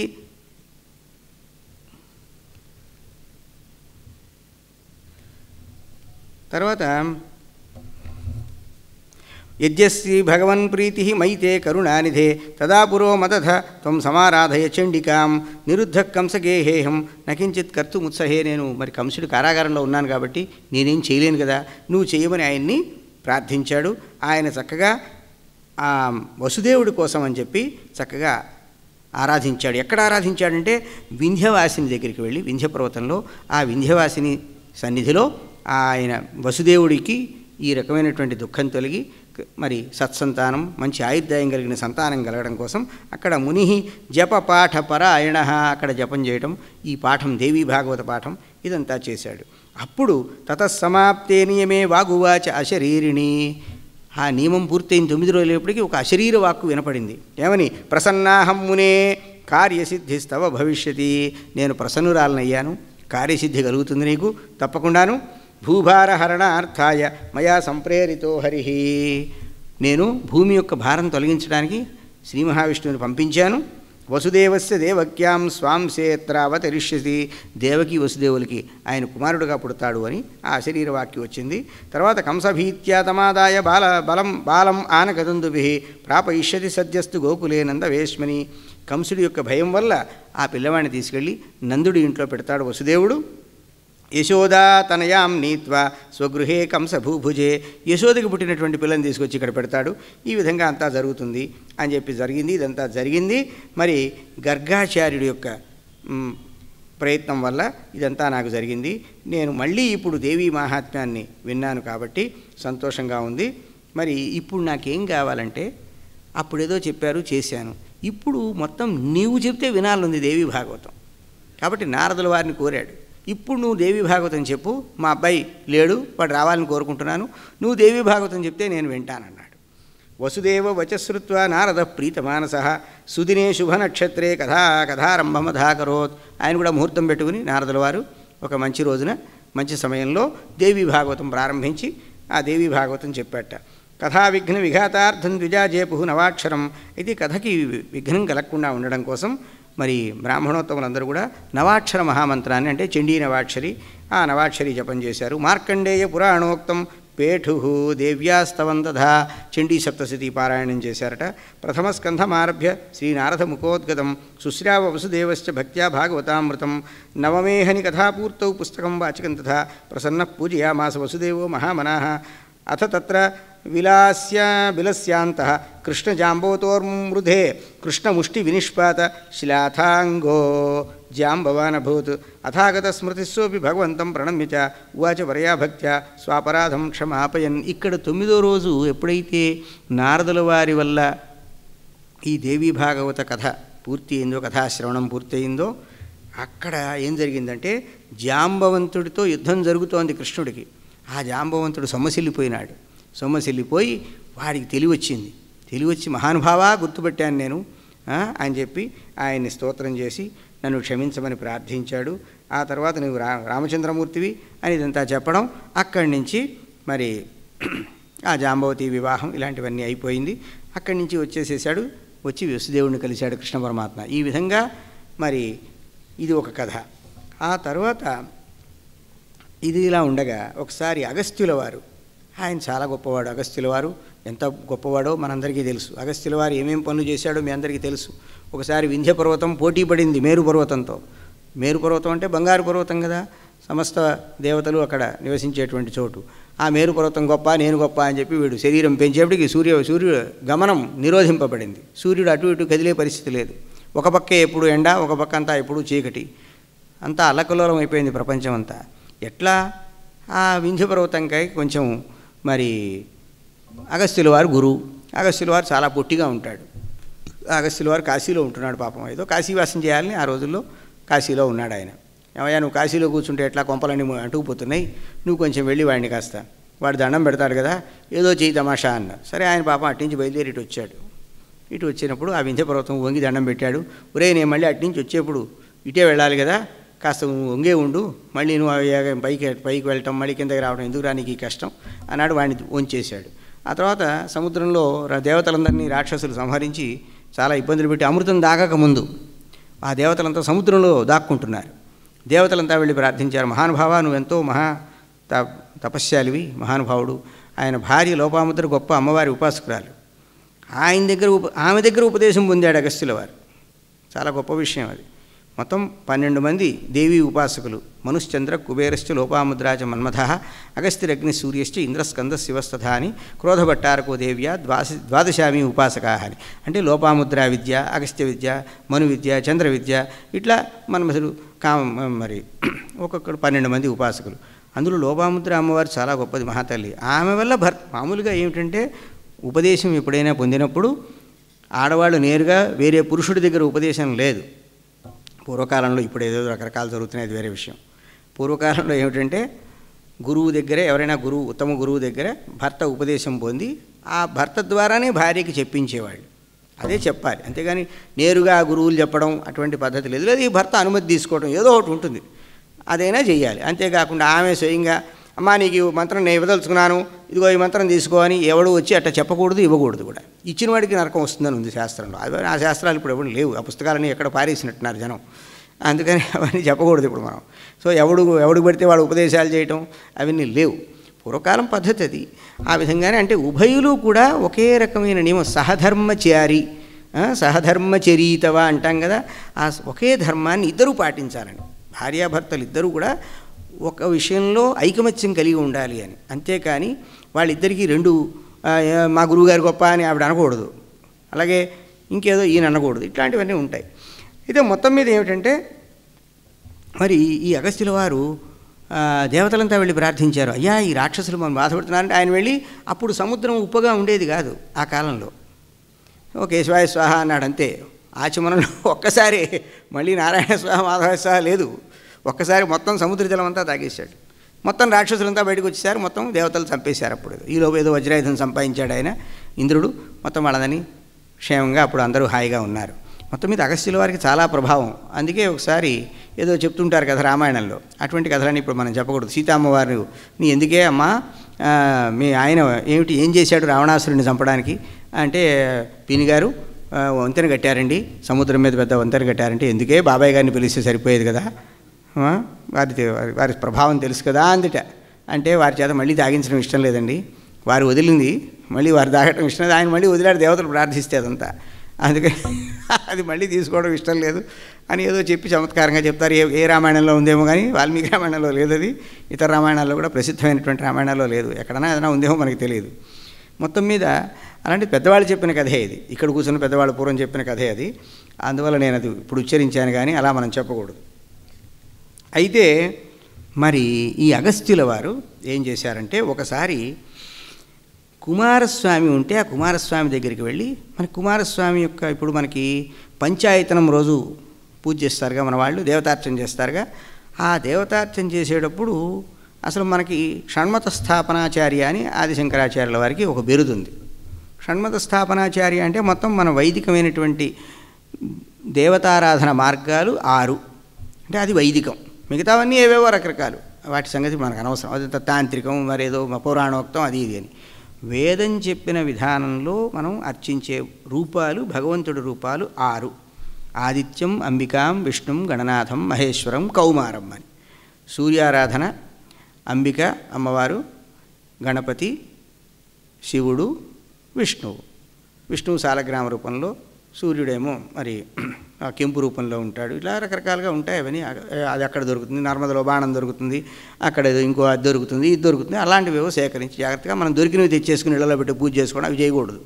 నేను వెళ్ళానండి గంటకిలో నాకు ఇన్ని సాలగ్రామాలు దొరికినాయి, ఇదిగో ఇన్ని పట్టుకొచ్చాను, వాటి వల్ల ఏమీ ప్రయోజనం లేదు. మనకి ఎవరన్నా పూజించిన పెద్దవాళ్ళు వాళ్ళు ఇస్తే పరంపరగా పూజలు అందుకుంటూ, వాళ్ళేదో చాలా దీక్షాపురులు పూజించినవి అందుకుని అవి పూజిస్తే మనకి ఏదైనా శక్తి వస్తుంది. కానీ మనం ఇప్పుడు ఎక్కడో కొనుక్కొచ్చి కాశీలో అక్కడ విశ్వనాథ గల్లీలో కొనుక్కొచ్చానండి, ఆ కొట్లో కొనుక్కొచ్చాను అని తెచ్చి మనిటో లింగం పెట్టాను, అట్ట కుదరదు. దానికి మళ్ళీ ఒక దీక్ష, ఓ గురువు, ఏదో పద్ధతి, దాన్ని ఏదో అభిమంత్రి. ఇప్పుడు మనం గుళ్ళలో ప్రతిష్ఠ చేస్తున్నారు, ఇన్ని రకాలుగా చేస్తున్నారు, ధాన్యాధివాసం, జలాధివాసం, అది ఇది అంతా కూడా బోలెడు ప్రక్రియతో చేస్తున్నాం. ఆ విధంగా చేస్తే తప్ప దానికి పవర్ రాదు. ఊరికే ఏదో తీసుకొచ్చి అక్కడ పెట్టేస్తే దానికి ఏం పవర్ రాదు. దానికి మళ్ళీ మంత్రం, యంత్రం ఉంటేనే ఆ దేవతారాధనకి. అందుకే దానికి ఒక నియమం, అదంతా ఏర్పాటైంది. అయితే కుమారస్వామిని ఆరాధించడం వల్ల ఏమిటంటే సుబ్రహ్మణ్య సర్వగురు, సుబ్రహ్మణ్యారాధన సర్వదేవతోపాసన అని ఉన్నది. మనకి సూత సంహితలో ప్రత్యేకంగా చెప్పారన్నమాట. సుబ్రహ్మణ్యారాధన చేస్తే మొత్తం ఈ 6 విధమైనటువంటి దేవతారాధన ఫలం వస్తుంది అని. అది సుబ్రహ్మణ్యోపాసనలో చాలా విశేషం అన్నమాట. మామూలుగా సుబ్రహ్మణ్యోపాసన మనం పంచాయతనంలో చెయ్యం. పంచాయతనంలో ఏం చేస్తామంటే ఆదిత్యం, అంబికా, విష్ణు, గణనాథం, మహేశ్వరం అని మొత్తం ఈ 5 ఉంటాయి. మరి సూర్యుడు ఏమిటంటే మామూలుగా అగ్నిహోత్రం చేస్తారుగా రోజు, ఆ అగ్నిహోత్రమే అగ్నిహోత్రం అంటే బ్రహ్మచారి అయితే వీడు అగ్నికార్యం చేస్తాడు, గృహస్థ అయితే ఔపాసన అని పొద్దున సాయంత్రం ఉపాసన చేయాలి. ఇలాంటివన్నీ ఉన్నాయి కదా, అది చేయటమే అది సుబ్రహ్మణ్యోపాసన కింద లెక్క అన్నమాట. అది పూర్వకాలంలో ఆ పద్ధతి అంతా నియమంగా చేసేవాళ్ళు. ఇప్పుడు అదంతా లేదు కాబట్టి ఏదో మనకి ఏం చేశారంటే తెలివిగా ఏదో పుట్ట పాలు వేయటం, ఆ రోజు కాస్త నియమంగా ఉండడం, ఆ రోజు తరిగిన కూర తినకూడదు, ఏదో అట్టా ఉండాలి, ఇట్టా ఉండాలి, ఏవో చెప్పారు. మొత్తం మీద ఇంటిల్లిపాది కాస్త జాగ్రత్తగా ఉండడం, ఇట్లాంటివన్నీ చెప్పారు. అదేనా ఏడాదికి ఒక రోజు అట్టా కూడా చేయటం. అదంతా పెద్దవాళ్ళు ఏం చేశారంటే రాను రాను మనకు ఉండేటువంటి బలం తగ్గిపోవడం వల్ల వాటికి అనేక మార్గాలు, సూక్ష్మమైన మార్గాలు కనుక్కుని మనకి దయతో అనుగ్రహించారు. మన పెద్దవాళ్ళు చేసిన ఉపకారం ఇంత అంతా కాదు. దీనిలో పోస్తే అది రావడం ఏమిటి, ఇవన్నీ అనవసరపు మాటలు. వాళ్ళకి తెలుస్తుంది. ఇప్పుడు అవన్నీ అవసరమా? అన్నీ చెప్పడానికి. ఇప్పుడు సైంటిస్టులు కూడా అన్నీ చెప్పరుగా, వాళ్ళు చేసేవన్నీ చెప్తారా? అవన్నీ కుదరవు. కొన్ని చెప్పేట్టు ఉండవు, కొన్ని కనపడే బయట వదిలేట్టుగా ఉంటాయి. అందువల్ల కుమారస్వామి చాలా గొప్పవాడు. ఆయన తండ్రికే ఉపదేశం చేశాడు. ఆయన మహానుభావుడు, పరమేశ్వరుడికే ఉపదేశం చేసినవాడు. అందువల్ల ఆయన మహాజ్ఞానమూర్తి. ఆయన దగ్గరికి వెళ్ళి కుమారస్వామిని సేవించి అనేక విషయాలు అడిగాట. అనేక విషయాలు ఆయన దగ్గర తెలుసుకున్నాడు. ఎన్ని విషయాలు ఆయన చెప్పాడు. ఈయనకి చెప్పిన తర్వాత ఒకటేమిటి, అన్నీ చెప్పిన తర్వాత ఒకసారి ఏమడిగాడంటే భగవంతారకారాతే దేవీ భాగవతస్యతు మహాత్మ్యం శ్రవణే తస్య విధించాపి వద ప్రభో. అన్నీ చెప్పిన తర్వాత ఎన్నో చెప్పావయ్యా నువ్వు, నాకు కానీ ఒకటి చెప్పాలి. నువ్వు దేవీ భాగవతం యొక్క మహాత్మ్యం చెప్పాలి. అది వినడం ఎలా వినాలో చెప్పాలి అని సుబ్రహ్మణ్య స్వామిని అగస్త్యుల వారు అడిగారు.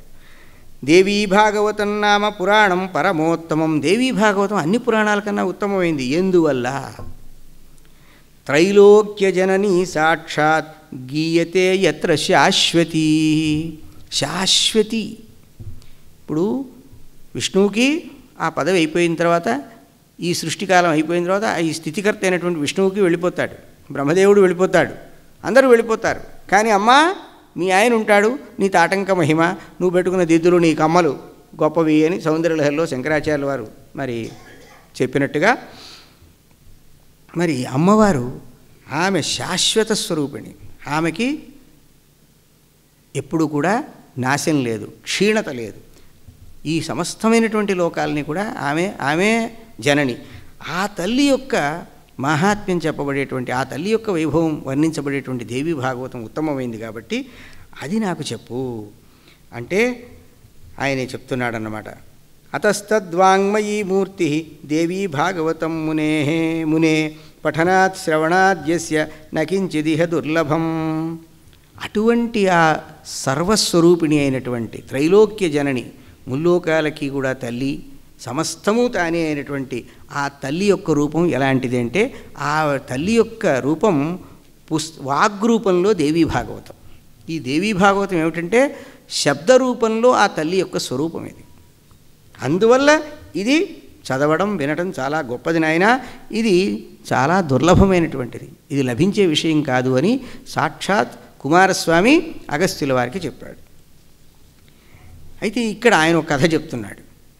ఆసీద్ వివస్వత పుత్ర శ్రాద్ధదేవ ఇది శ్రుత సో అనపత్యో అకరోధిష్టిం వశిష్టానుమతే నృప హోతారం ప్రార్థయామాస శ్రద్ధాథ దయితా మనో కన్యా భవతు మే బ్రహ్మన్ తథోపాయో విధీయతాం మనసా చింతయన్ హోతా కన్యామేవా జుహోద్ధవి తతస్తద్వ్యభిచారేణ కన్యేలా నామ చాభవత్ అథ రాజా సుతాన్ దృష్ట్వా ప్రోవాచ విమనా గురుం కథం సంకల్పవైషమ్యం ఇహజాతం ప్రభోతవా తచ్చుత్వా స ముని దధ్యౌ జ్ఞాత్వా హోదు వ్యతిక్రమం ఈశ్వరం శరణం యాతః ఇలా యా పుంస్త్వకామ్యయా మునేస్తపప్రభావాచ్చ పరేశానుగ్రహాత్ తథా పశ్యతాం సర్వలోకానాం ఇలా పురుషతాం అగాత్.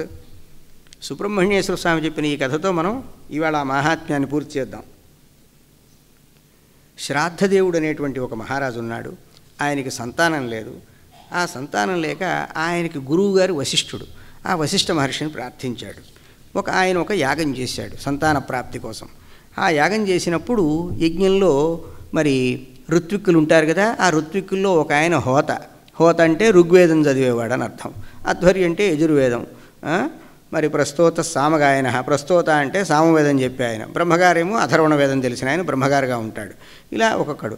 ఈ హోత దగ్గరికి వెళ్ళి ఈయన భార్య ఏం చేసింది, మామూలుగా ఆయన పుత్రుడి కోసం యాగం చేస్తున్నాడు. ఈవిడ వెళ్ళి కాస్త నాకు ఆడపిల్ల బుట్టేటి చేయండి, కొంచెం అట్లాంటి మాత్రం చదవండి అంది. అనేటప్పటికి పాపం ఏదో అడిగింది పాపం, ఆవిడ కదా పిల్లని కని పెంచవలసింది.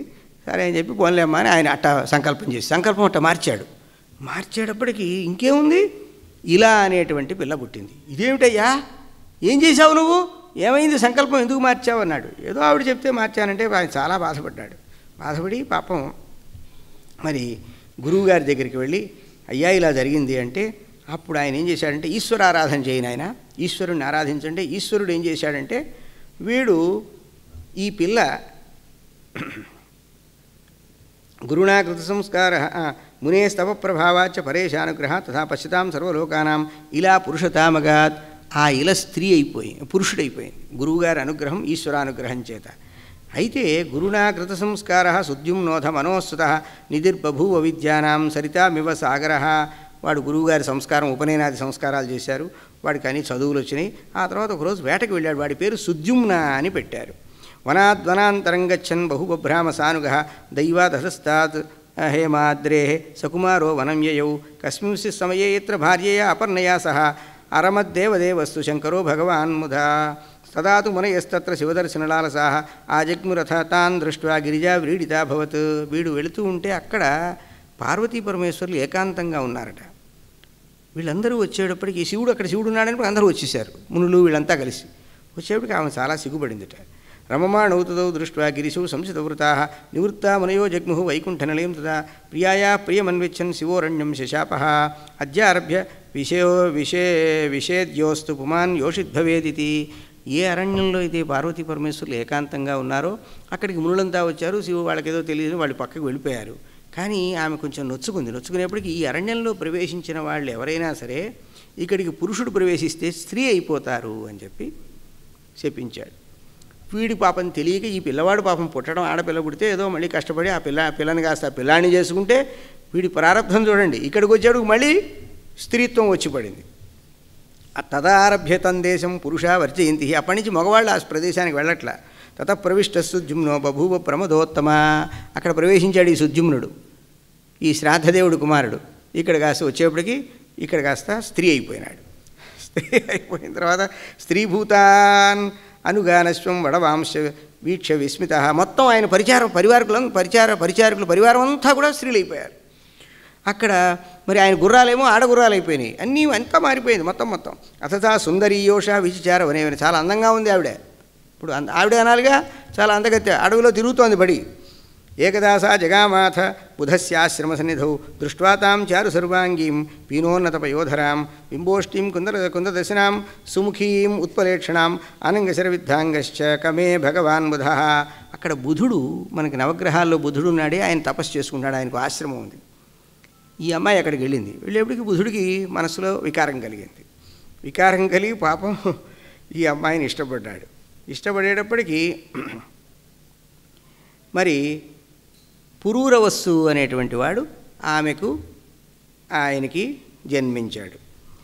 అథ సతస్యాం జనయామాస మిత్రావరుణ సంభవాథ వర్షేషు యా తేన కదాచిత్ సా బుధాశ్రమే స్మృత్వా స్వం పూర్వవృత్తాంతం దుఃఖిత్స. కొంతకాలానికి ఆమెకు పూర్వస్మృతి కలిగింది.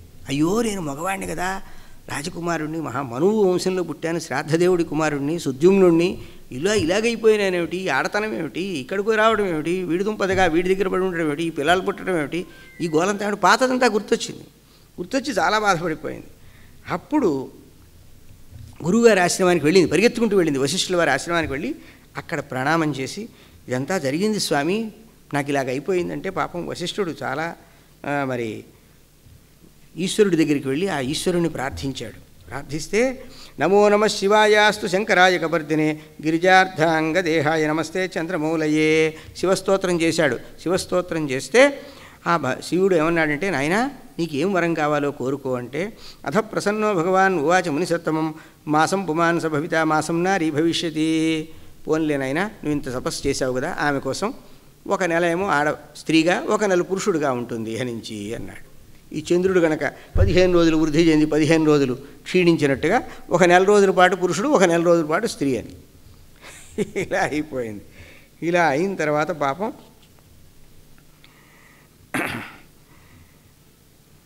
అప్పుడు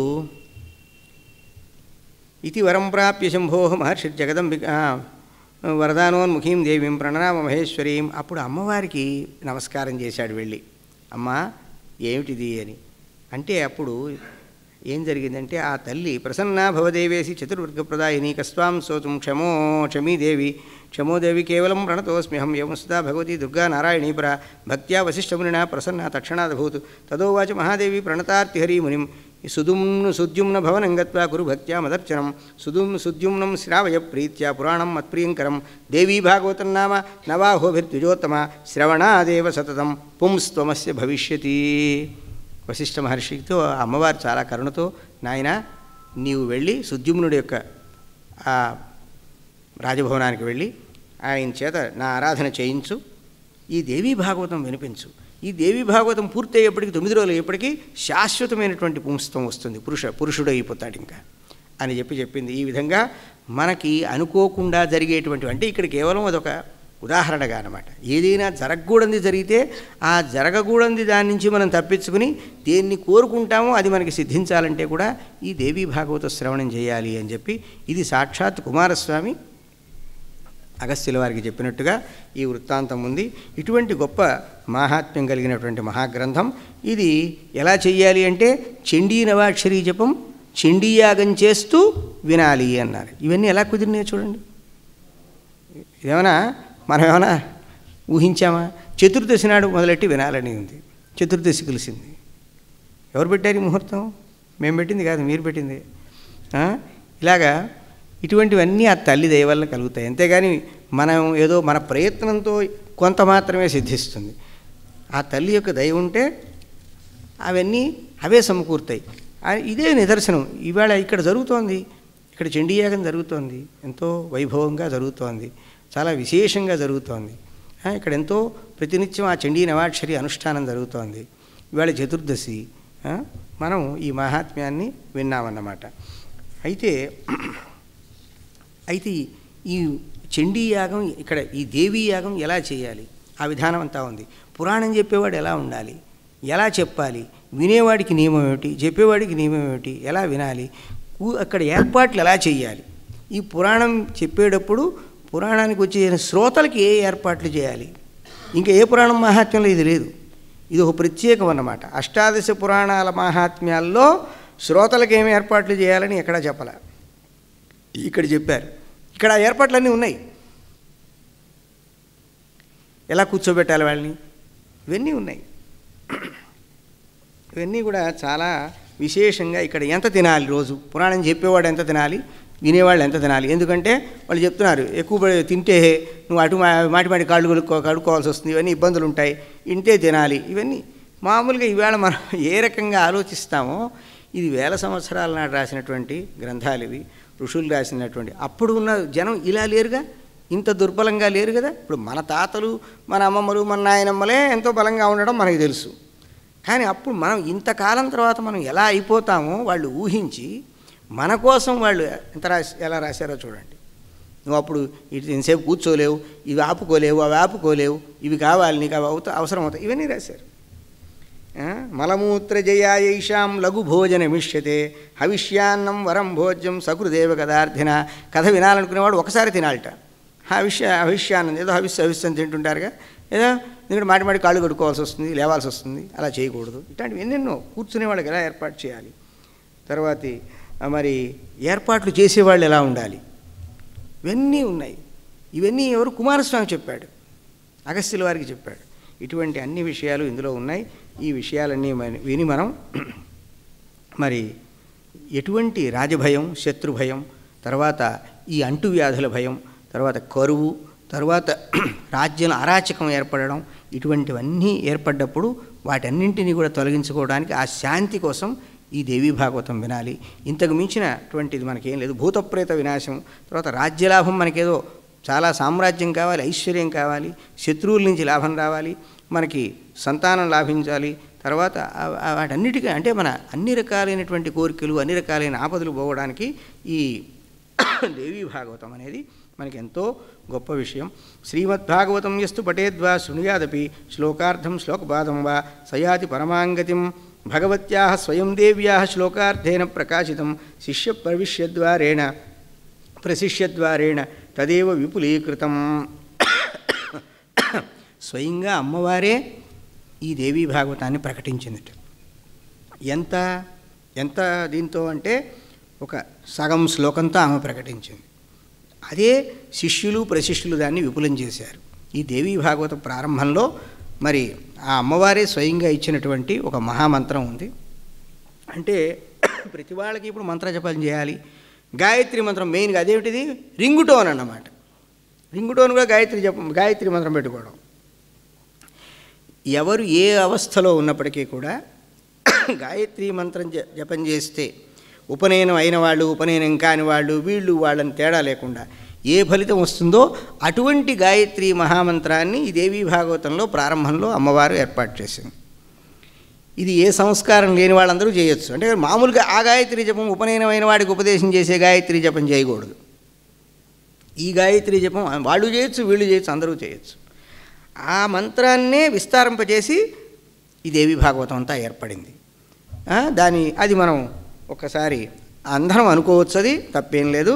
అది మొట్టమొదటి మూల శ్లోకం అన్నమాట. సర్వచైతన్య రూపాం తాం, చెప్పండి అందరూ. సర్వచైతన్య రూపాం తాం ఆద్యాం విద్యాం చ ధీమహి బుద్ధిం యా నః ప్రచోదయాత్. గాయత్రి మంత్రంలో ఏ విధమైనటువంటి ఆ మంత్రస్వరూపం, ఆ పదాలు ఉంటాయో అలాంటి స్వరూపంతోనే ఆ గాయత్రి మంత్రం జపం చేయలేని వాళ్ళు, చేసే అర్హతని సంపాదించని వాళ్ళు అందరూ కూడా ఇది చేయొచ్చు అని పెద్దలందరూ చెప్పడం జరిగింది. అందువల్ల ఇది ప్రథమ శ్లోకం ఈ దేవీ భాగవతానికి.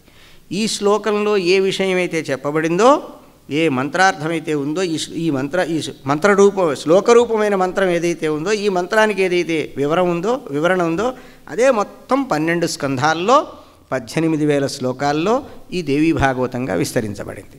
అందువల్ల మనం మిగిలిన రోజుల్లో ఈ 12 స్కంధాల్లో ఉన్నటువంటి విషయాల్లో ప్రధానమైనటువంటి కొన్ని ఘట్టాలని మనం చెప్పుకుందాం.